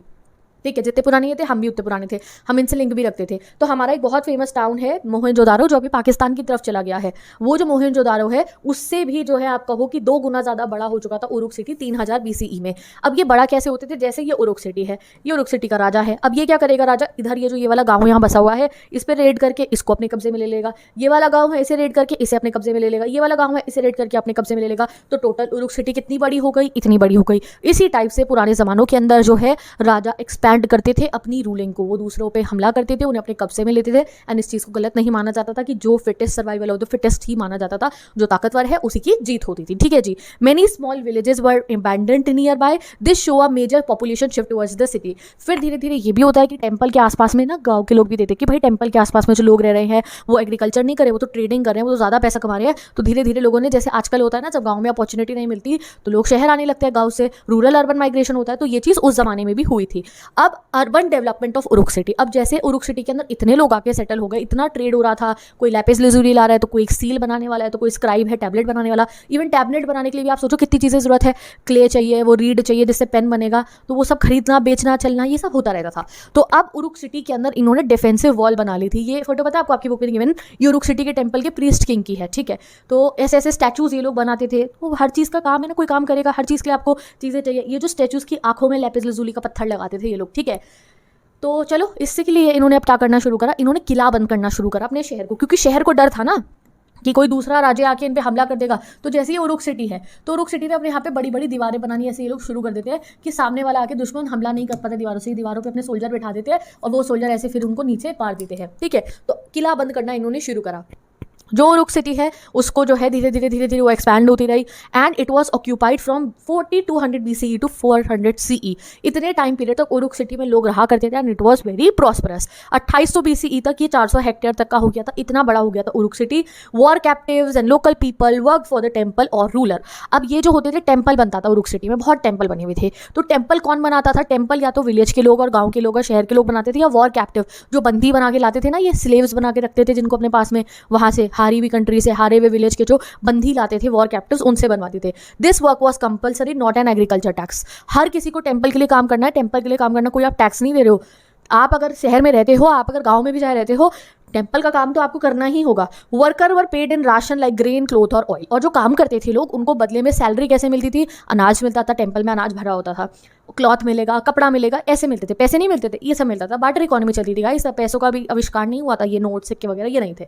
Hundreds of ration list mention names and allotted items. हमारे को उरुक सिटी के टेम्पल से बहुत टैबलेट्स मिली है जहाँ राशन की लिस्ट है, लोगों का नाम गिवन है, इसे इतनी चीज़ें दी, इसे इतनी चीज़ें दी। अगर एक टेम्पल की अगर आप बात करो बनने के अंदर, तो ऑलमोस्ट 1500 लोग डेली 10-10 घंटे काम करते थे, तो भी 5 साल लगते थे एक टेम्पल को बनने के अंदर। तो इतना काम होता था उरुक सिटी के टेम्पल में। अब जब टेम्पल की बनवाई की बात हो ही रही है, तो अब इन्होंने एक्सटेंसिव टेम्पल बनाने शुरू कर दिए थे। पहले जब टेम्पल बनते थे, या आपको पुराने टेम्पल, छोटे छोटे टेम्पल बनते थे और इनके घर, तो ये ना वुड के कॉलम यूज़ करते थे। अब आपका घर देखो, आप मम्मी या पापा से जाके पूछ लो घर का कॉलम क्या होता है। जो घर होता है वो ऐसे ही नहीं बन जाता कि आप सीधा ही, घर को प्रोटेक्ट करने के लिए, मजबूती बनाने के लिए कॉलम खड़े होते हैं ईंटों के, और उस पर घर की नींव डालने के बाद कॉलम खड़े होते हैं, फिर दीवारें आपकी बनती है। बीच बीच में आप देखोगे अपने घर की दीवार में चेक करना, एक थोड़ा ऐसा मोटा सा पीस होगा साइड में से निकला, वो चौड़ा सा, उसे कहते हैं हम कॉलम। तो घर में कॉलम डलते थे, आज डलते हैं। इन्होंने शुरू करा था कॉलम डालना, जब इनको समझ में आया कि अब हमें टेम्पल बड़ा बनाना है, उसकी ऊंची छत होगी, भारी छत होगी, तो इसलिए इन्होंने जो वुड के कॉलम्स थे उनको रिप्लेस कर दिया ब्रिक के कॉलम से। यही मैंने यहाँ पे लिखा है, around 3000 BCE Uruk saw a major technical progress. इन्होंने और टेक्निकल प्रोग्रेस करा। रूलर ने कहा लोगों को कि आप अब क्या बनाओगे, अब आप ब्रिक का कॉलम बनाओगे। एंड उन्होंने स्टोन हो गए, ओर्स हो गए, ब्रिक्स हो गए, बाकी जगहों से मंगवाने शुरू करे, क्योंकि इनके पास कुछ नहीं था, इन पे तो एग्रीकल्चर ही होता था। तो आर्किटेक्चर भी देखो यहाँ पे था, इन्होंने ब्रिक कॉलम बनाए। वुड के पहले बनते थे बट अनस्यूटेबल थे ये लॉर्ज हॉल के लिए, तो इन्होंने ईंटों के कॉलम बनाए। बहुत सारे लोग जो है कॉलम बनाते थे। अब इन्होंने कॉलम को खाली ऐसा बदसूरत सा नहीं रहने दिया, उसको सजाया भी, उसको क्ले के छोटे छोटे स्टोन से सजाया। इनफैक्ट खाली ये क्ले पे ही नकाशी नहीं करते थे, ये पत्थर लेते थे, पत्थर को काट के उसकी नकाशी करते थे, उस पर पेंट कर दिया करते थे, मोजाइक पैटर्न जैसे हम कहते हैं। ऐसे ऐसे इन्होंने स्कल्पचर्स बनाए, उसमें इंपोर्टेड पत्थर लगाए अपने टेम्पल को सुंदर बनाने के लिए। इनफैक्ट पॉटर का व्हील, जो कुमार का वो गोल गोल गोल करने वाला जो उसका वो होता है ना व्हील जो होता है जिसपे वो घड़ा बनाता है मिट्टी का, वो जो पॉटर का जो व्हील है उसका आविष्कार भी यहाँ मेसोपोटामिया के अंदर ही हुआ था। अब आते हैं गाइस अपने नेक्स्ट टॉपिक पे। ठीक है, अब बस ये 30 पेजेस कंप्लीट हो गए। नेक्स्ट स्लाइड, 10-15 मिनट में चैप्टर पूरा कंप्लीट। अभी शहरों के बारे में हमें सब पता चल गया। अब शहरों में लोग रहा कैसे करते थे, क्या जीवन होता था उनका, जैसे हम शहर में आजकल क्या कर रहे हैं, घूमते हैं फिरते हैं, मौज मस्ती करते हैं, पढ़ते हैं लिखते हैं, ये सब करते हैं हम, ठीक है। शादियाँ होती है फिर हमारे यहाँ नवंबर में, और ऐसा कुछ होता है, ये सब चलता रहता है ना हमारे यहाँ पे, ठीक है। साए होते हैं तो शादियाँ होती है, और न्यूक्लियर फैमिली आजकल ज़्यादा फेमस है, पहले जॉइंट फैमिली ज़्यादा होती थी, इस टाइप की चीज़ें आपको आजकल शहर में होती है। अब देखते हैं इनके यहाँ शहर में क्या होता है। तो शहर के अंदर रूलिंग एलाइट ऑब्वियसली होते थे राजा, और राजा के साथ में जो अमीर अपर मिडिल अपर रिच वाले जो लोग होते थे ना, वो बहुत सारे रहा करते थे, और वो बहुत सारे एरिया में रहा करते थे। और उनके बारे में जानने के लिए हमारे पास बहुत सारी चीज़ें हैं, उनकी टैबलेट्स मिल जाएंगी आपको, उनके स्टैचू मिल जाएंगे, उनके घर वगैरह मिल जाएंगे, वो सब हमारे पास है, ठीक है। वो जो है बहुत ज़्यादा चीज़ें हमारे पास है उनके लिए, बट जो लोकल लोग हैं उनके लिए ज़्यादा बातें हमारे लिए जानने के लिए नहीं है।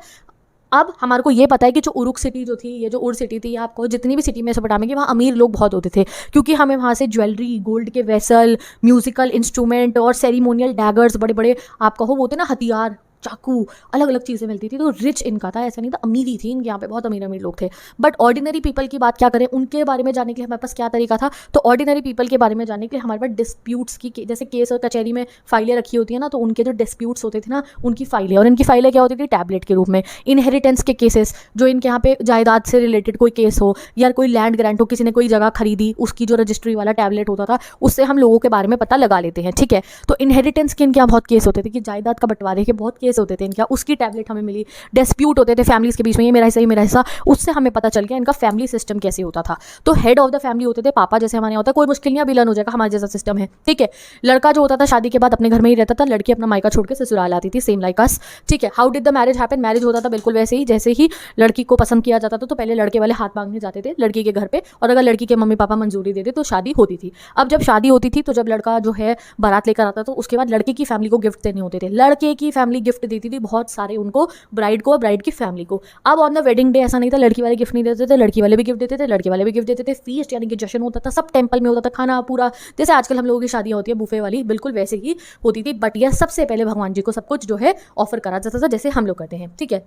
अब जब विदाई होने वाली होती थी, जब लड़की को लेके जाना है घर पे, ब्राइड को, दुल्हन को लेके जाना है ससुराल, तो जो ब्राइड की सासू माँ जी होती थी, यानी कि मदर इन लॉ होती थी, वो जो है जाके उनका हाथ पकड़ती थी कि चलो हम चलते हैं, अब अपने घर चलो।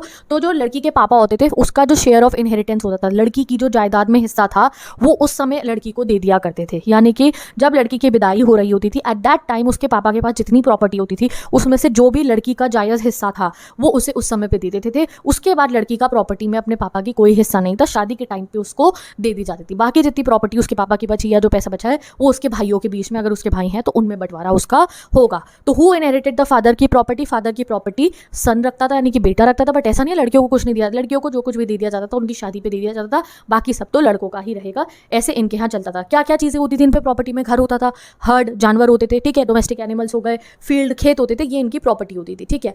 अब सिटी ऑफ उर, अब हम आते हैं न्यू सिटी के ऊपर। कुछ बातें रह गई हैं, वेट अ सेकंड, नहीं इसी में, सॉरी यही है। चलो अब आते हैं हम सिटी ऑफ उर पे। ये दी उर, अभी उरुक के बारे में पढ़ रहे थे, अब उर के बारे में पढ़ेंगे, ठीक है। अभी एक मैं मरी के बारे में भी आपको पढ़ाऊंगी, ये दिख रही है देखो, ये नदी के पास में मरी, ये बढ़िया सिटी थी, इसके बारे में भी पढ़ेंगे। तो उर वो सिटी थी जो सबसे पहले हमने एग्जैक्टिवेट करी थी 1930s में, बहुत ज़्यादा एग्जैक्टिवेट करी इसे, और यहाँ पे हमें लोगों के ना घर मिलने शुरू हो गए।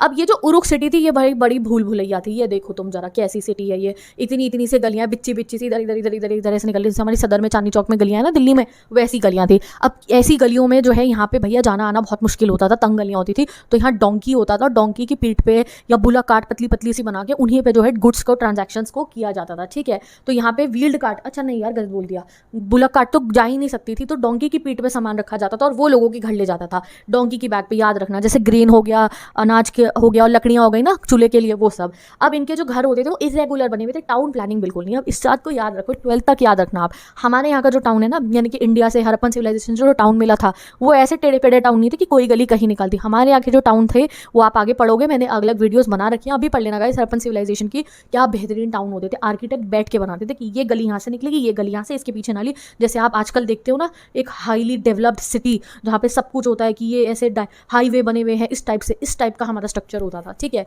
और जो इनके यहाँ की जो स्ट्रीट ड्रेन्स थी, यानी कि जो नालियाँ होती थी, वो मोहनजोदारो जैसे ही थी, बट उतनी साफ और उतनी ज़्यादा वो नहीं थी, ठीक है। इनकी ड्रेनेज सिस्टम की अगर हम बात करें तो क्ले पाइप्स थे हमारे मोहनजोदारो के। क्या था वो 12th में पढ़ना, पता नहीं यहाँ क्यों दे रखा है, तो मैं अब तो इतनी नॉलेज तो है नहीं, ठीक है। तो इनकी जो नालियाँ होती थी उसमें क्ले के पाइप लगे होते थे कि गंदा पानी उसमें से घरों में जो है, जैसे घर में अभी भी तुम्हारे पाइप डले हुए ना अंडरग्राउंड, उससे पानी बाहर सीवर में चला जाता है, ऐसे इनका होता था, पाइप होते थे क्ले के, वहाँ से पानी बाहर नाली में चला जाता था। कई बार जो है क्या होता था, जब बहुत ज़्यादा रेन वाटर कलेक्ट हो जाता था, यानी कि बहुत बारिश होती थी, तो ओवरफ्लो होने की वजह से नाली गंदा पानी घर के अंदर भी आ जाता था।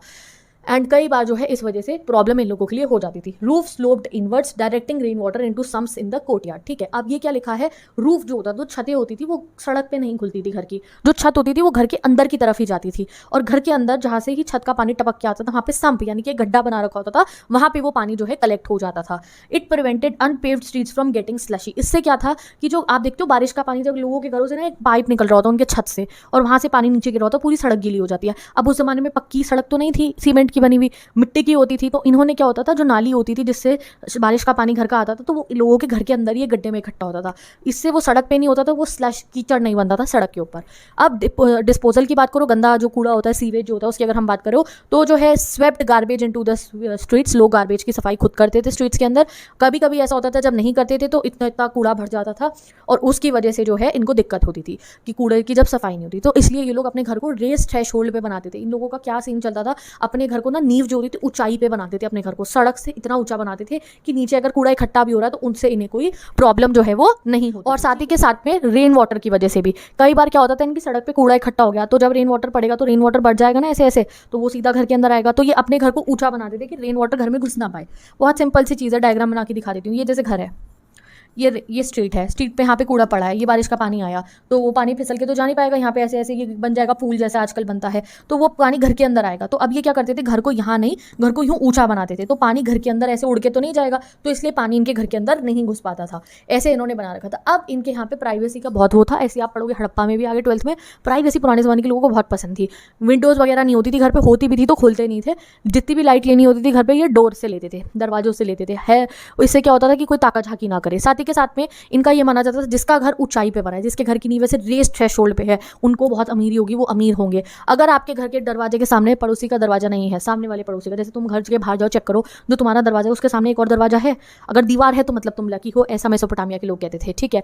अगर मेन डोर जो है बाहर की तरफ खुलता है तो तुम्हारी मम्मी जो है पापा को टॉर्चर करेंगी, यानी कि जो वाइफ होती है वो टॉर्मेंटिंग और डोमिनेटिंग होती है, ऐसा इनका कहना था कि घर का दरवाजा अगर बाहर को खुल रहा है तो जो लेडीज़ हैं घर की, माता जी जो हैं, मम्मी जो है हमारी, वो जो है उनका रोब चलने वाला है घर के अंदर, ऐसा इनका था। सेमेट्री इनकी हमें बहुत सारी मिली, यानी कि ग्रेव्स, कब्र जो होती हैं वो बहुत मिली। रॉयल आप कह सकते हो, कब्र में चेक करा जाता है कि भैया क्या पैसे रखते थे ना वो, जैसे इजिप्शियन बहुत कुछ रखते थे ट्रेजर, तो अगर हम इनकी ग्रेव्स की बात करें तो हमें रॉयल्स की ग्रेव भी मिली है और कॉमनर्स की भी मिली है। कुछ लोगों को घरों के अंदर भी हमें ग्रेव मिली है, कुछ लोग घर के अंदर भी ग्रेव्स रखते थे। अब आते हैं गाइस हम अपने नेक्स्ट टॉपिक पे। उरुक सिटी खत्म, उर सिटी खत्म, अब आते हैं तीसरी सिटी पे, अ trading town in a pastoral zone. यहाँ पे हमने पढ़ना है मारी नाम की सिटी के बारे में, बट इसे हम कहते हैं मरी। मरी सिटी 2000 BCE के बाद डेवलप होती है। अब मरी लोकेटेड कहाँ पे है, ये सदर्न मेसोपोटामिया में नहीं है। मरी जो है यूफ्रेट्स रिवर के अपस्ट्रीम पे, यूफ्रेट्स रिवर जहाँ से शुरू हो रही है ना वहाँ पे है ये, and it is very away from the southern plain. Southern जो फर्टाइल प्लेन है उससे बहुत दूर है मरी। जैसे ये तो सारा मैं तुम्हें फोटो में दिखाती हूँ ले जाके, रुको पहली फोटो पे चलते हैं, यहाँ है ये यहाँ से भी दिख जाएगा, ये देखो, ये देख रहे हो यूफ्रेट्स रिवर का ये अपस्ट्रीम, यहाँ से ये है मरी। और इनका एग्रीकल्चर कहाँ हो रहा था, बढ़िया बढ़िया, ये यहाँ हो रहा था, उरुक, उर में, सुमेर में, अकड़ में, यहाँ हो रहा था ना पूरा का पूरा एग्रीकल्चर। तो ये मरी सिटी तो यहाँ पे है हमारी, बट ये मत सोचो ये किसी से कम थी मरी। चलो पढ़ते हैं मरी इतनी ज़्यादा स्पेशल सिटी इनकी क्यों बनती है। दिख गई मरी की लोकेशन, तो ये अपस्ट्रीम पे है यूफ्रेट्स रिवर की, away from the southern fertile plain. Map के एविडेंस से अगर हम बात करें तो ये वो रीजन है जहाँ पे एग्रीकल्चर एंड एनिमल रेयरिंग होती थी। मैंने आपको बताया था ना, इस वाले एरिया में, इनके नॉर्थ वाले इस एरिया में क्या होता था, यहाँ पे एग्रीकल्चर भी ये थोड़ा बहुत करते थे, क्योंकि रिवर है तो एग्रीकल्चर कर ही लेंगे, और यहाँ पे बहुत सारे एनिमल्स थे। तो ये मरी सिटी वाले किसी से कम नहीं थे, इनके पास नदी है तो एग्रीकल्चर तो ऑब्वियसली हो ही जाएगा पानी से, और साथ ही के साथ में यहाँ पे बहुत सारे प्रकार के जानवर होते थे, दे एग्जिस्टेड साइड बाय साइड। अब मरी सिटी के अंदर ना दो टाइप की कम्युनिटीज थी, एक थे फार्मर्स पेस्टोरलिस्ट यानी कि जो खेती करते हैं, और एक होते थे वो लोग जो हंटर गैदरर्स होते थे, जिनके पास अपनी भेड़ बकरियाँ होती थी, और वो बंजारे होते हैं, वो ना एक जगह पे नहीं रहते, वो एक जगह से दूसरी जगह घूमते रहते हैं, जहाँ घास होती है वहाँ अपनी जो उनकी भेड़े बकरे होते हैं उनको लेके वो पहुंच जाते हैं, ठीक है जी। इस टाइप के लोग यहाँ पे रहते थे। अब पेस्टोरल्स को क्या चाहिए होता है, जो हर्डर्स होते हैं उनके पास क्या क्या होता है, यंग एनिमल्स है, उन पे चीज़ होता था, लेदर होता था, मीट होता था, ये सब उनके पास होता था। बट उनको क्या चाहिए होता था, उन्हें अनाज चाहिए, उन्हें मेटल चाहिए, उन्हें टूल्स चाहिए। तो ये जितने भी एग्रीकल्चर वाले फार्मर्स होते थे और हंटर ग्रैदरर होते थे, इनके बीच में ट्रेड होता था। क्या होता था, ट्रेड होता था। वो फार्मर से खरीद लेते थे अनाज, बदले में फार्मर को अंडे देंगे, दूध देंगे, शीप का वूल देंगे, और बदले में उससे अनाज ले लेते थे या कोई मेटल ले लिया। ऐसे लोगों का ट्रेड चलता था, एग्रीकल्चर वालों का और हंटर गैदरर्स का। तो how was herding useful to farming, तो मैं और साथ ही के साथ में पता क्या होता था, जितने भी फार्मर्स होते थे उनको मैन्योर चाहिए होता था। तो जो काउ डंग हो गया आप मान लो, या जो शीप का डंग हो गया, गोबर जो होता है, वो ये लोग उनसे खरीद लेते थे, बदले में उन्हें कुछ राशन दे देंगे और उनसे वो खरीद लेते थे और उसे अपनी मिट्टी में मिला के वहाँ पे फार्मिंग कर लेते थे। तो इनके लिए फार्मिंग करना भी इसलिए डिफिकल्ट नहीं था। अब कई बार जो शेपर्ड्स होते थे, यानी कि जो बंजारे हैं, जो शीप्स को ले जा रहे हैं, उनके और जो फार्मर है उनके बीच में लड़ाइयाँ भी होती थी। स्मूथ लाइक बटर कई बार ये सिस्टम नहीं चलता था। क्या होता था, बंजारा क्या करता था, अपने पूरे के पूरे शीप के साथ में ना खेत के ऊपर से ले गया। अब खेत के ऊपर से सारी शीप चल के चले गई, डैमेज हो गई क्रॉप। मोबाइल हर्ड्समैन जो होते थे, मोबाइल हर्ड्समैन वही होते हैं, मोबाइल हर्ड्समैन मतलब बंजारे इधर से उधर जाने वाले, ठीक है, सेटल्ड वाले भी होते थे और इधर से उधर वाले भी। वो क्या करते थे, कई बार ना जब उन्हें मौका लगता था तो एग्रीकल्चर विलेजेस जो होते थे उन पर रेड मार देते थे, क्योंकि वो तो उनका तो अपना कोई ठिकाना था नहीं, उनके पास वेपन्स होते थे, बहुत सारे इकट्ठे होते थे, अपनी भेड़ बकरियां लाई और किसी एग्रीकल्चर एरिया के ऊपर जहाँ फार्मर रहते हैं वहाँ पे हमला कर दिया, उनका लूट लिया, सारा का सारा सोना और गहना और अनाज जो भी उनके पास था सब लूट के ले जाते थे। In response farmer might restrict water access to pastoralist. अब इसके रिस्पॉन्स में क्या करते थे फार्मर्स पानी नहीं देते थे उनको, ठीक है, यानी कि किसी तरीके से रिवर का रास्ता रोक देंगे, समथिंग लाइक दैट वो करते थे। अब nomadic entry into Mesopotamia. Okay, अब धीरे धीरे देखो ये मरी सिटी के अंदर क्या होने लगे। अब एग्रीकल्चर वाले फार्मर तो प्रॉपर रहा ही करते थे, अब यहाँ पे जो है नोमैड्स आ जाते हैं। नोमैड्स मतलब बंजारे जो इधर से उधर मूव करते हैं। ये क्या करते थे, ये एग्रीकल्चर वाला एरिया है मरी का, यहाँ इसके पास में आके थोड़े समय के लिए सेटल होते थे, गर्मियों में स्पेशली ये आके यहाँ पे सेटल होते थे। जब ये यहाँ पे आके सेटल होते थे तो ये यहाँ पे बहुत काम करते थे एग्रीकल्चर वाले जो फार्मर होते थे उनके लिए। कभी उनको लेबर प्रोवाइड करेंगे, कभी जाके मंदिर बनाने में हेल्प करेंगे, कभी सोल्जर बन जाएंगे, तो कभी ये यहाँ पे जो है और हर्डिंग करेंगे यहाँ पे एनिमल्स की। कुछ समय ये यहाँ पे रहते थे। अब क्या हुआ, एक तरफ फार्मर की कम्युनिटी हो गई, एक तरफ ये हो गए नोमैडिक पेस्टोरलिस्ट होते थे जिन पे अपने जानवर भी होते थे, बट ये गर्मियों के अंदर यहाँ रुका करते थे, जो अपने जानवर वगैरह लेके बाकी काम भी करते थे। इस टाइप से इनका जो है यूनियन चलता रहता था। कभी कभी लड़ाई भी होती थी बट बाकी समय अच्छे से भी रहते थे। तो ये वो टाइम था जब यहाँ पे ये जो ये नोमैड्स थे, जो बंजारे थे, और साथ में जो सेटल्ड फार्मर्स थे, उनका यूनियन, उनकी फ्रेंडशिप बनने लग गई। और यही फ्रेंडशिप थी, यही यूनियन था, इसकी वजह से ही बड़े बड़े किंगडम्स एस्टैब्लिश हुए। ये जो किंगडम जिनके बारे में मैं आपको बता रही हूँ, अकेडियन, ये पेस्टोरल बैकग्राउंड के ही किंगडम थे, जहाँ पे ये एनिमल हर्डर्स और फार्मर्स ने मिलकर जो है अपनी सेटलमेंट करी, अपना पैक्ट करा, और इनके जो लीडर्स थे इतने फेमस हो गए, इतने जो है ताकतवर हो गए। एमोराइट्स जो है ये यही मरी के किंगडम के लीडर्स हैं। असीरियंस, आर्मेनियंस, ये जितने भी जो किंगडम्स यहाँ हमारे मेसोपोटामिया में एस्टैब्लिश हुए हैं, ये वो किंगडम्स हैं जो पेस्टोरल बैकग्राउंड से हैं। पेस्टोरल बैकग्राउंड मतलब कि फार्मर और साथ ही के साथ में जितने भी एनिमल हर्डर्स थे, इन्होंने मिलकर जो है अपने किंगडम्स को एक नई ऊंचाई पर बनाया। अगर किंगडम ऑफ मरी की बात करें तो जो मरी के किंग्स हैं उन्हें एमोराइट्स कहा जाता है, और ये डिफरेंट दिखते थे पूरे मेसोपोटामिया के बाकी राजाओं से, क्योंकि जो कपड़ा भी ये पहनते थे, जो इनका ड्रेसअप भी होता था, वो बहुत ज़्यादा डिफिकल्ट होता था। और साथ ही के साथ में ये पूजा किसकी करते थे, ये पूजा करा करते थे स्टेपी के गॉड की, जिनका नाम था डेगन। जैसे उरुक सिटी के लोग तो उर God, moon God, इनाना God, goddess जो थी उनकी पूजा करते थे। ये जो पहाड़ों के राजा थे ना, स्टेपी जो पहाड़ी इलाका था, उनके जो भगवान जी थे, सॉरी, उनकी पूजा करते थे। कौन, डेगन कहा जाता था उनको, उनकी पूजा करते थे। तो उन्होंने डेगन के टेम्पल भी बना रखे थे। तो मेसोपोटामियन सिविलाइजेशन जो थी गाइस, डिफरेंट कल्चर के लिए ओपन थी, ठीक है, डिफरेंट गॉड्स थे इनके यहाँ पे और उनकी पूजा होती थी। अब किंग ऑफ मरी जो होता था ना, उसको काफी विजिलेंट, यानी कि बहुत ही चौकन्ना रहना पड़ता था इन हर्डर्स की वजह से। यानी कि ये जो गर्मियों में आके बैठते थे ना और फिर इधर उधर मूव करते रहते थे, क्योंकि ये जो हर्डर्स होते थे ये नहीं कि किंग के किंगडम के अंदर हमेशा रहते थे, नहीं, ये रहते थे गर्मियों में, फिर दूसरे किंगडम चले जाएंगे, फिर जैसे मरी से चले गए उरुक के अंदर, फिर वहाँ से कहीं और चले गए, ऐसे जाते रहते थे डिफरेंट एरियाज के अंदर। तो उसको डर होता था राजा को कि कहीं ये मेरे ऊपर ना हमला ना कर दे, कहीं दूसरे वाले राजा के पास जाए, वो इन्हें ज़्यादा पैसा दे दे या ज़्यादा अनाज वगैरह दे दे। पैसे नहीं होते थे, अब तो अनाज ही मिलता था, और ये उनके साथ मिलकर मेरे पे वापसी हमला कर दे। तो ये जितने भी मोबाइल हर्डर्स होते थे, जो बंजारे होते थे ना, जब ये निकल के जाते थे यहाँ से, तो ये इनके पीछे डिटेक्टिव्स लगा दिया करते थे कि भाई इनके ऊपर नजर रखना। और कई बार जो इनके मैसेंजर्स होते थे वो लेटर भेजते थे राजाओं को और उनकी सेना को कि कुछ एक्टिविटी हमें दिख रही है, ये जो हर्डर्स हैं ये कुछ करने की सोच रहे हैं, ये शायद रात को जो है आपके ऊपर रेड करने की सोच रहे हैं। तो वो लैंप जला के, यानी कि कुछ आग वाग जला के फायर सिग्नल भी देते थे कि आप लोग ध्यान आ जाओ। In one letter an officer reports fire signal at night sent from camp to the camp, he suspect a plan raid or attack. तो ये जो बंजारे होते थे ना, ये टेंटों में रह रहे होते थे, तो ऐसे वो एक ऑफिसर को दिखा कि रात को ये लोग आग जला रहे हैं, तो मे बी ये लोग रात को जो है किंगडम के ऊपर कुछ हमला करने की सोच रहे हो। तो वो लेटर में उन्होंने लिखकर बता रखा था। इतना सिस्टमैटिक इनके यहाँ का सिस्टम चलता था। अब ये जो मरी था, इसके तो और मजे थे मरी के। क्यों? इसकी लोकेशन की वजह से, क्योंकि ये यूफ्रेट्स रिवर की आपको मैंने अभी फोटो पर दिखाई थी ना कि ये तो भैया इसकी तो लोकेशन ऐसी थी, इसके हर तरफ से मजे थे। कहाँ गई वो फोटो मरी की? ये रही, देखो ये रही मरी की फोटो, ये यूफ्रेट्स रिवर के यहाँ पे है। अब यहाँ पे क्योंकि नदी है और ये ना एक ट्रेडिंग सेंटर बन चुका था, यहाँ पे आके हर बोट रुकती थी। उस बोट पे कभी वाइन के जार्स है तो कभी कुछ है तो कभी कुछ है। बाहर से भी जो लैपिस lazuli आता था वो भी पहले इस बोट पे आके रुकता था। सीरिया, टर्की, इराक, कहीं से भी इन्होंने कुछ भी खरीद के मंगाया हो, ये यहाँ नीचे बेबीलोन ने, उरुक सिटी ने, इन सब ने कुछ भी मंगाया हो तो वो यहाँ जरूर रुकता था।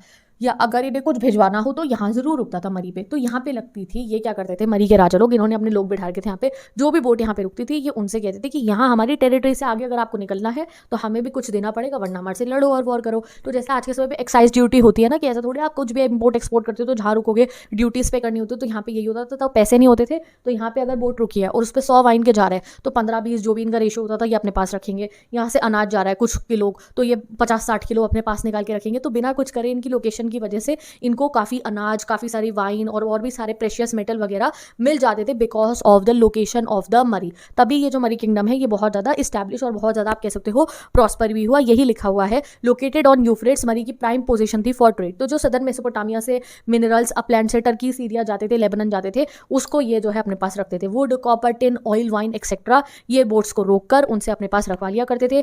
मरी जो है एक अर्बन हब बन चुका था इस ट्रेड की वजह से। ठीक है, now what happens when the boat stop. तो ऑफिसर पहले कार्गो को इंस्पेक्ट करता था। जैसे किसी में 300 जार के वाइन्स हैं, वाइन के जा रहे हैं, तो 10% उसको जो है वो टैक्स के हिसाब से रख लिया करता था। स्पेशल ग्रेन गोड्स भी होती थी जो बार्ली लेकर जाती थी, हर चीज़ का ये कुछ परसेंट अपने पास। तो मोस्ट वैल्यूएबल ट्रेड आइटम्स इनकी क्या होती थी जो मरी अपने पास रख लिया करता था। और ये जो मेसोपोटामिया के लोग ट्रेड करते थे, कॉपर फ्रॉम अलाशिया, ये कॉपर कहाँ से लाते थे? अलाशिया से। और ट्रेन लाते थे ये जो ब्रॉन्ज के लिए यूज होता था for vital tools and weapons. तो ये इनके सबसे इंपॉर्टेंट मेटल था, कॉपर और आप कह सकते हो टिन। तो कंक्लूजन क्या हुआ? दो मरी वॉज नॉट मिलिट्री स्ट्रॉन्ग, मरी की मिलिट्री तो स्ट्रॉन्ग नहीं थी, बट जो मरी है वो बहुत ज़्यादा प्रॉस्परस हो गया था इनकी ट्रेड की वजह से। इन्होंने ये नहीं कहा कि हमारे पैसे आप निकल के जा रहे हो तो ऐसे ही चले जाओ, नहीं, हमें कुछ वसूली करेंगे तब जाने देंगे। अब आते हैं हम अपने लास्ट टॉपिक पे, चैप्टर खत्म होने वाला है, सिटीज़ इन मेसोपोटामिया कल्चर। किस टाइप की सिटी लाइफ थी? तो गाइस इन लोगों को ना अपनी सिटीज़ से बहुत प्यार था। सिटी का ये चाहते थे कि जो इनकी शहर हैं उनको जन्मों जन्मांतर तक याद रखा जाए। जैसे आज आप ये 3000 BCE के शहरों के बारे में पढ़ रहे हो, लगभग मान लो 50-60 हज़ार पुराने समय के आप पढ़ रहे हो, सॉरी ज़्यादा बोल दिया, जितना भी हो गया समझो 15-20 हज़ार साल तो आप कह ही सकते हो, इतना पीछे जाके तो हम पढ़ ही रहे हैं। तो आज तक हमें कैसे पता ये उरुक सिटी ऐसी थी, टेम्पल ऐसे थे, ये ऐसे थे? तो ये इनकी राइटिंग की वजह से कि इन्होंने लिख के उन चीज़ों को रखा संभाल के, तो हम उनके बारे में पढ़ पा रहे हैं। तो इनके जो राजा लोग होते थे वो किसी पोइट्री के अंदर किसी भी रूप में अपनी टैबलेट्स लिख दिया करते थे जिससे कि हम उनकी बारे में जान पाए। ऐसी एक बहुत फेमस एपिक है गिलगिमेश एपिक। एपिक क्या होती है? एक स्टोरी जिसको पोएम की फॉर्म में गा के सुनाया जाता है। ठीक है, जैसे हमारा जो आप कह सकते हो एपिक क्या है, स्टोरी है, बट वो पोएम के फॉर्म में गा के सुनाई जाती है, जिससे लोगों को लर्न हो जाए वो स्टोरी, और वो पीढ़ी दर पीढ़ी आगे जाती रहती है। तो हमें 12 टैबलेट पे लिखी हुई गिलगिमेश की एपिक मिली है। गिलगिमेश की एपिक में क्या था? गिलगिमेश उरुक सिटी को रूल करते थे आफ्टर एनमेरकर। एनमेरकर वही एनमेरकर जैसे लैपिस lazuli चाहिए था जिसने राइटिंग सिटी डेवलप करी। एनमेरकर के आए थे गिलगिमेश जी। ये बहुत ही बड़े हीरोइक किंग थे, बहुत बड़े ताकतवर राजा थे। इनके ना दोस्त की डेथ हो जाती है तो इन्हें धक्का लग जाता है कि यार हम कौन है, मैं तो खुद को राजा में समझता हूँ, मैं भी एक दिन मर जाऊंगा, हम तो अमर है ही नहीं, दुनिया में आए हैं चले जाएंगे। तो ये निकल पड़ते हैं ढूंढने के लिए इमॉर्टैलिटी का राज कि भैया मुझे तो अमर होना है, मुझे नहीं मरना है। ऐसे मैं चाहता हूँ सब लोग मुझे हमेशा देखें, मैं जिंदा रहूँ, इतिहास में मेरा नाम रहना चाहिए हमेशा। ठीक है, मुझे जिंदा ही रहना है। तो ये क्या करते हैं, इन्हें पता चलता है कि अगर ये 7 समुद्र पार कर लेंगे तो ये अमर हो जाएंगे। फिर ये 7 समुद्र पार कर लेते हैं। पोएम है ऐसी, ठीक है, गाते रहो इसे। ये 7 समुद्र पार करते हैं और 12 टैबलेट पे लिखी गई है। ये इतनी लंबी पोएम है, मैं तो शॉर्ट में बता रही हूँ। फिर ये 7 समुद्र पार करके जब वापस आते हैं तो इन्हें समझ में आता है नहीं, इससे भी हम इमॉर्टल नहीं हो रहे हैं, इससे भी हम अमर नहीं हो रहे हैं। तो फिर ये क्या करते हैं, ये अपनी सिटी की दीवारों को देखते हैं और ये सोचते हैं कि ये मैं मर जाऊंगा बट ये तो हमेशा जिंदा रह सकती है ना, ये तो है ना मेरी जो सिटी की जो बेक्ड ब्रिक की मैंने दीवारें बनाई हैं, ये तो जिंदा रहेंगी, आज तक जिंदा है ना, हम पढ़ रहे हैं ना इनके बारे में। यस, तो ये क्या करते हैं, टैबलेट्स लिखवाने शुरू करते हैं और उन पर अपनी सिटी की दीवारों के बारे में लिख देते हैं। और उसके बाद से जब उनका जो वो एक ट्रॉमा में थे ना वो कि मैं कभी अमर नहीं हो पाऊंगा, वो ट्रॉमा उनका रिप्लेस हो जाता है अपनी सिटी की दीवारें देख देख के। फिर जो हमारे किंग जी है अपनी सिटी में घूम घूम के उरुक सिटी की उसकी दीवारों को ही निहारते रहते थे। इनफैक्ट इन्होंने अपना बायोलॉजिकल वारिस पे भी ध्यान नहीं दिया था कि इनके बाद किंग कौन बनेगा, अगला इनका बेटा बेटा नहीं, वो तो हर समय अपनी सिटी के अंदर ही घूमते रहते थे। अपनी फायर्ड ब्रिक की फाउंडेशन वाली जो दीवारें थी ना, जो इनकी दीवार थी बेक्ड ब्रिक की, उसी को देखते रहते थे। Unlike tribal heroes who found hope in their son, he found pride in their city. तो जितने भी राजा लोग होते थे ना वो हमेशा अपने लड़कों की सोचते थे, इस मेरे से बड़ा राजा ये बनेगा, ये मेरे अब नाम को आगे ले जाएगा, ये मेरे नाम को आगे ले जाएगा। क्या होता है एक फादर का कि मेरा बेटा मेरे नाम को आगे ले जाएगा, बट इनकी सोच क्या थी कि मेरा नाम आगे कौन ले जाएगा, मेरी मेरी सिटी की ये दीवारें। And he was right. आज तक हम उनके बारे में, गिलगिमेश के बारे में कैसे जान रहे हैं? हम उनकी सिटी की दीवारों की वजह से ही ना। Now the legacy of writing, ठीक है। तो ओरल नैरेटिव्स तो थे, ये गा के तो बोलते थे ही। इन्होंने, मैंने जैसा आपको बताया था, एस्ट्रोनॉमी करी थी, मैथमेटिक्स थी, तो उसके बारे में हम आपको बताते हैं। तो जो साइंस हम आज पढ़ रहे हैं, ठीक है, उनके बारे में भी हमें इनके यहाँ से पता चला है, ओरिजिनेशंस, ठीक है जी। 1800 BCE में हमें बहुत सारे टैबलेट मिले हैं, मल्टीप्लिकेशन के, डिवीजन के, स्क्वायर एंड स्क्वायर रूट के टैबलेट्स मिले हैं हमारे को, ठीक है। टेबल्स के, कंपाउंड इंटरेस्ट का फॉर्मूला मिला है हमारे को। जो पाई की वैल्यू होती है ना, जो हमारे पाई की वैल्यू जो हमें पता है, इन्होंने भी जो पाई की वैल्यू है ना, पाई नहीं, सॉरी, स्क्वायर रूट ऑफ 2। तो अगर हम बात करें स्क्वायर रूट ऑफ 2 की जो वैल्यू होती है, जो इन्होंने वैल्यू निकाल रखी है, जो एक्चुअल रियल वैल्यू है उसके बहुत क्लोज है। देखो स्क्वायर रूट ऑफ 2 की वैल्यू क्या है ये, और इन्होंने जो निकाल रखी है उसके बिल्कुल क्लोज सी है। बहुत सारी टैबलेट्स हमारे को ऐसी भी मिली है जहाँ पे बच्चों ने प्रॉब्लम मैथ्स की सॉल्व कर रखी है, कि वॉल्यूम ऑफ वाटर जो है एक फील्ड का निकालो, ये सब जो आप मैथ्स की बुक में हम सॉल्यूशंस करते हैं ना प्रॉब्लम्स का, वो सब इनके यहाँ पे बच्चों को पढ़ाया जाता था। टाइम भी आज के समय पे जो हम फॉलो करते हैं कि मून के हिसाब से, सन के हिसाब से जो हमारा टाइम चलता है गाइस, कि 12 महीने होते हैं हमारे, और 4 हफ्ते हो गए, डे होता है 24 घंटे का, ठीक है जी। ये जो पूरा का पूरा सिस्टम है हमारा, और 1 घंटे में 60 मिनट होते हैं, ये सब मेसोपोटामिया से ही डेवलप हुआ है, ऐसा कहा जाता है। और आगे फिर मेसोपोटामिया से अलेक्जेंडर इसको रोम लेके गया, रोम से ये इस्लामिक वर्ल्ड में आया, फिर ये मेडिवल यूरोप में आया, और आज के समय पे ये पूरे वर्ल्ड में चल रहा है कि 12 महीने हैं, 24 घंटे है, 1 घंटे में 60 मिनट है, और जो है 4 हफ्ते होते हैं एक जो है महीने के अंदर। ये सब चीज़ें यहाँ मेसोपोटामिया से ही डेवलप हुई थी। स्टार एंड कॉन्स्टिलेशन की पोजीशंस भी इन्हें पता थी। हमें कुछ ऐसी भी टैबलेट मिली है जहाँ स्टार और कॉन्स्टिलेशन होते हैं, उनकी भी इनको नॉलेज थी। इन्हें एस्ट्रोनॉमी या आप कहो ज्योतिषी भी, इन्हें एस्ट्रोलॉजी वगैरह भी आता था, ठीक है। अब आता है हमारा लास्ट सोर्स दे रखी होती है डिब्बे में, बच्चे से स्किप कर देते हैं, बट मैं कुछ स्किप नहीं करती हूँ, मैं पढ़ाऊंगी आपको एन अर्ली लाइब्रेरी के की पॉइंट। एन अर्ली लाइब्रेरी क्या है? अब देखो, असीरियन एम्पायर जो था, जो इस टाइम पीरियड तक चला, लर्न मत करना इतने अच्छे से, आपको बस आपको ये याद रखना है। असीरियन एम्पायर के एक राजा थे जिनका नाम था असुरबेनीपाल, ठीक है। इन्होंने क्या करा, इन्होंने नाइनिव में, असीरियन एम्पायर की एक सिटी है ये नाइनिव, इन्होंने कहा मैं एक लाइब्रेरी बनाऊंगा। जैसे कि इनको क्या करना था, जो इनसे ये भी तो कितने पुराने ज़माने के, इन्हें अपने से भी पुराने ज़माने के जो राजाओं की टैबलेट्स थी, उन्होंने सोचा कि मैं उन्हें सिक्योर करके रखूंगा। तो इन्होंने बहुत सारी टैबलेट करेक्ट करी। किसने? असुरबेनीपाल ने, राजा ने काम करा ये हिस्ट्री, एपिक, एस्ट्रोलॉजी पे, ओमन्स पे, पोएम्स पे, हाइम्स पे, ठीक है, सारी कलेक्ट करी। फिर स्क्राइब्स को भेजा बेबीलोनिया में, और वहाँ से भी बहुत सारी एपिक्स कलेक्ट करी, क्योंकि बेबीलोनिया एक बहुत बड़ा किंगडम था ना इनके, वहाँ पे भी बहुत सारी टैबलेट्स थी। और फिर सुमेरियन एरिया के अंदर भेजा, वहाँ से भी बहुत सारी एपिक्स कलेक्ट करी। इनफैक्ट इन्होंने क्या करा, अपने यहाँ पे ना अपने बच्चों को, जो इनके यहाँ के स्टूडेंट्स होते थे, उन्हें सुमेरियन पढ़ाया गया 1800 BCE के अंदर भी। सुमेरियन तो कब की बोलनी बंद हो गई थी, बट पढ़ाया जाता, जैसे आजकल हमारे संस्कृत बोलते नहीं, बट हम पढ़ते तो है ना, ऐसा इन्होंने करना शुरू करा। गिलगिमेश की एपिक भी इन्होंने ही जो है कॉपी करवा के रखी इन लाइब्रेरीज के अंदर, ठीक है। तो असुरबेनीपाल ने क्या करा, लिखवानी शुरू कराई, एपिक्स जो थी, जो भी टैबलेट थी पुरानी कोई टूटी हुई थी, तो उसे दोबारा रखवा के लाइब्रेरी में रखवाया। क्यों? क्योंकि वो चाहते थे ये आगे तक चले। इनफैक्ट हमारे को एक कैटलॉग मिली है टैबलेट्स की, जिन पे एग्जॉर्सिज्म, वो जो भूत निकाला जाता है ना, वो कॉन्जूरिंग में जैसे दिखाते हैं, वो एडोल लोरेन जाके वो पूरा भूत निकालते हैं, वैसे जो एग्जॉर्सिज्म होता है उस पर भी टैबलेट्स मिली है। उस लाइब्रेरी में 30,000 से भी ज़्यादा टॉपिक्स के ऊपर, आप कह सकते हो 30,000 टैबलेट्स है, और अलग अलग टॉपिक्स के ऊपर है, सॉर्टेड है। तो ये काम किसने करा था? असुरबेनीपाल ने। इस टाइम पीरियड में 710 से 610 BC, यानी कि बिफोर क्राइस्ट से, जीसस क्राइस्ट के भी जन्म से पहले, तब ये एक लाइब्रेरी ऐसी बना चुके थे, तब इसे लिखा है एन अर्ली लाइब्रेरी। अब दूसरा टॉपिक है एन अर्ली आर्कियोलॉजिस्ट, यानी कि बहुत पुराने ज़माने के आर्कियोलॉजिस्ट। ये भी एक किंग ही थे। ये किंग थे बेबीलोनिया के। बेबीलोनिया यहाँ का सबसे बड़ा किंगडम हुआ करता था। इनका नाम था नेबुकोडनेस्सर, ठीक है। इन्होंने क्या करा था, इन्होंने बेबीलोनिया को फ्री करा था फ्रॉम असीरियंस इन 625। असीरियन ने इन पर कब्जा कर रखा था, इन्होंने हटा दिया था वो। अब इन्होंने क्या करा था, बेबीलोनिया जो है इनके टाइम पे बहुत फ्लरिश हुई, ट्रिपल वॉल बन गई थी, जिगोरत बन गए थे, टेम्पल्स बन गए थे, ट्रेड बहुत होता था। जो लास्ट बेबीलोनिया के किंग थे उनका नाम था नबोनिदस। अब क्या हुआ था, इनके ना सपने के अंदर एक बार क्या होता है, गॉड आते हैं और वो बताते हैं कि जो टेम्पल है ना, टेम्पल उसके अंदर प्रीस्टेस होनी चाहिए, यानी कि पुजारन, लेडीज होनी चाहिए, जो है पुजारन जो है वो होनी चाहिए, ठीक है। तो फिर उन्हें समझ में नहीं आता वो कैसे पुजारन बनाए, तो वो खुदाई करवा के टैबलेट ढूंढवाते हैं। एक टैबलेट उन्हें मिलती है और वहाँ पे एक फोटो बनी होती है लड़की की टैबलेट के ऊपर, जो प्रीस्टेस थी। तो उसके जैसे ही जो ज्वेलरी उसने पहनी थी, कपड़े उसने पहने थे, वैसे ही वो अपनी बेटी को तैयार करके जो है अपने जो सिटी के जो मंदिर था, उरुक सिटी का, शायद उर सिटी का आपका गिवन हैगा, उर सिटी का जो मंदिर था, वहाँ की जो है पुजारन अपनी बेटी को ही वो बना देते हैं, ठीक है। And he also repaired the broken statue of a king of Sargon of Akkad, showing deeper respect for history and kingship. और एक बार इनको एक टूटा हुआ स्टैचू मिलता है अकड़ किंगडम के राजा किंग सारगॉन का, जो बहुत फेमस थे, 2370 BC के राजा। जैसे मान लो मैं कहूँ इन्हें एनमेरगर का स्टैचू मिल गया और उन्होंने उसे रिस्टोर करा दिया। एनमेरगर का नहीं, किसी और किंग का मिला था, सारगन किंग का। तो इन्हें लगा यार ये तो बहुत इंपॉर्टेंट राजा है हमारे मेसोपोटामिया के, तो उसके स्टैचू को इन्होंने रिस्टोर कराया। जो काम आजकल हम करते हैं ना, एग्जैक्टिवेशन कराना, तो इन्होंने एग्जैक्टिवेशन करके टैबलेट ढूंढवाई जिससे बेटी को किस रूप में तैयार करे, प्रीस्टेस को, वो पता लगाने के लिए, और साथ ही के साथ में किंग सार्गन के जो है स्टैचू को रिपेयर भी कराया। ओके, अब आता है एक बुक के अंदर आपको बहुत सारी फोटोज दे रखी है। ओके गाइस, तो अब मैंने यहाँ पे एनसीईआरटी को ओपन करा है क्योंकि मुझे एनसीईआरटी की ये फोटोज आपको दिखानी है। पूरी एनसीईआरटी हमारी कंप्लीट हो चुकी है, एक एक चीज मैं आपको पढ़ा चुकी हूँ, नोट्स आपको मिल जाएंगे, शॉर्ट नोट, जहाँ से आप कुछ रिवाइज करोगे। ये पैलेस एट मरी है किंग जिमरिम का, तो इस पैलेस को आप देखो कितना सुंदर पैलेस था। ये एंट्रेंस गेट है, ये कुआं है, ये इनर कोर्ट है, ये आउटर कोर्ट है, ये ऑडियंस हॉल है, ये थ्रोन रूम है, ठीक है, जहाँ राजा जी बैठते थे। ये एक कोर्टयार्ड है, ये स्क्राइब का ऑफिस है जहाँ बैठ के ये टैबलेट्स वगैरह को लिखते थे। ये किचन है, देखो, ये लेविट्री एंड बाथ है, ठीक है, ये रॉयल स्वीट है। अब यहाँ पे आपको बता रखा है कि ये ग्रेट पैलेस ऑफ मरी है, ये रेजिडेंस था रॉयल फैमिली का किंग जिमरिम की, ठीक है जी। And a place of production, यहाँ पे प्रोडक्शन भी होता था, प्रेशियस मेटल के ऑर्नामेंट्स भी मिलते थे। ये बहुत फेमस था। It was a famous in its time that a minor king came from north Syria just to see it. एक बार एक छोटा सा राजा आया था सीरिया से सिर्फ और सिर्फ इस सारे महल को देखने के लिए। List reveal that huge quantities of food. अब यहाँ पे से जो हमें टैबलेट्स मिले वहां से हमें पता चला बहुत सारी क्वांटिटी ऑफ फूड जो है इस समय पे राजा को प्रेजेंट करे जाते थे टेबल पे। जो राजा होता था यहाँ का, वो बहुत सारी ब्रेड, मीट, फिश वगैरह सब खाता था। ही probably ate in the company of many others, बहुत सारे लोगों के साथ बैठ के खाता था। जो है इनर कोर्टयार्ड में खाना खाया जाता था, ये लिखा है ना, देखो पढ़ लेते हैं एक बार। You will notice from the plan that the palace had only one entrance.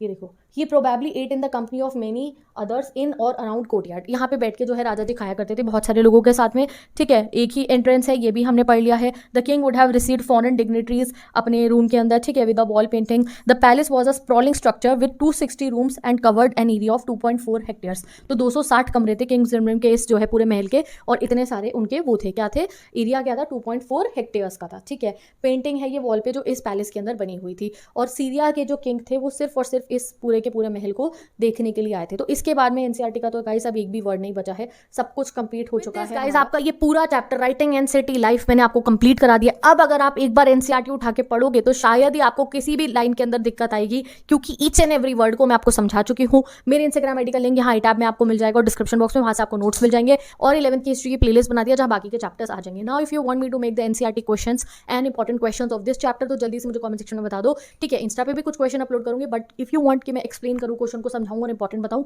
तो जल्दी से मुझे बता दो कमेंट सेक्शन के अंदर, yes you want the questions. फिर हम क्वेश्चन आंसर्स के भी एक डिसाइड कर लेंगे डेट और डे, जहां पे हम क्वेश्चन आंसर्स का टाइम रख लेंगे हफ्ते का, एक दिन आके या 2 हफ्ते में एक बार आगे हम हिस्ट्री के क्वेश्चंस की भी क्लास रखेंगे। Bye bye, take care, best of luck and I will meet you in the next video.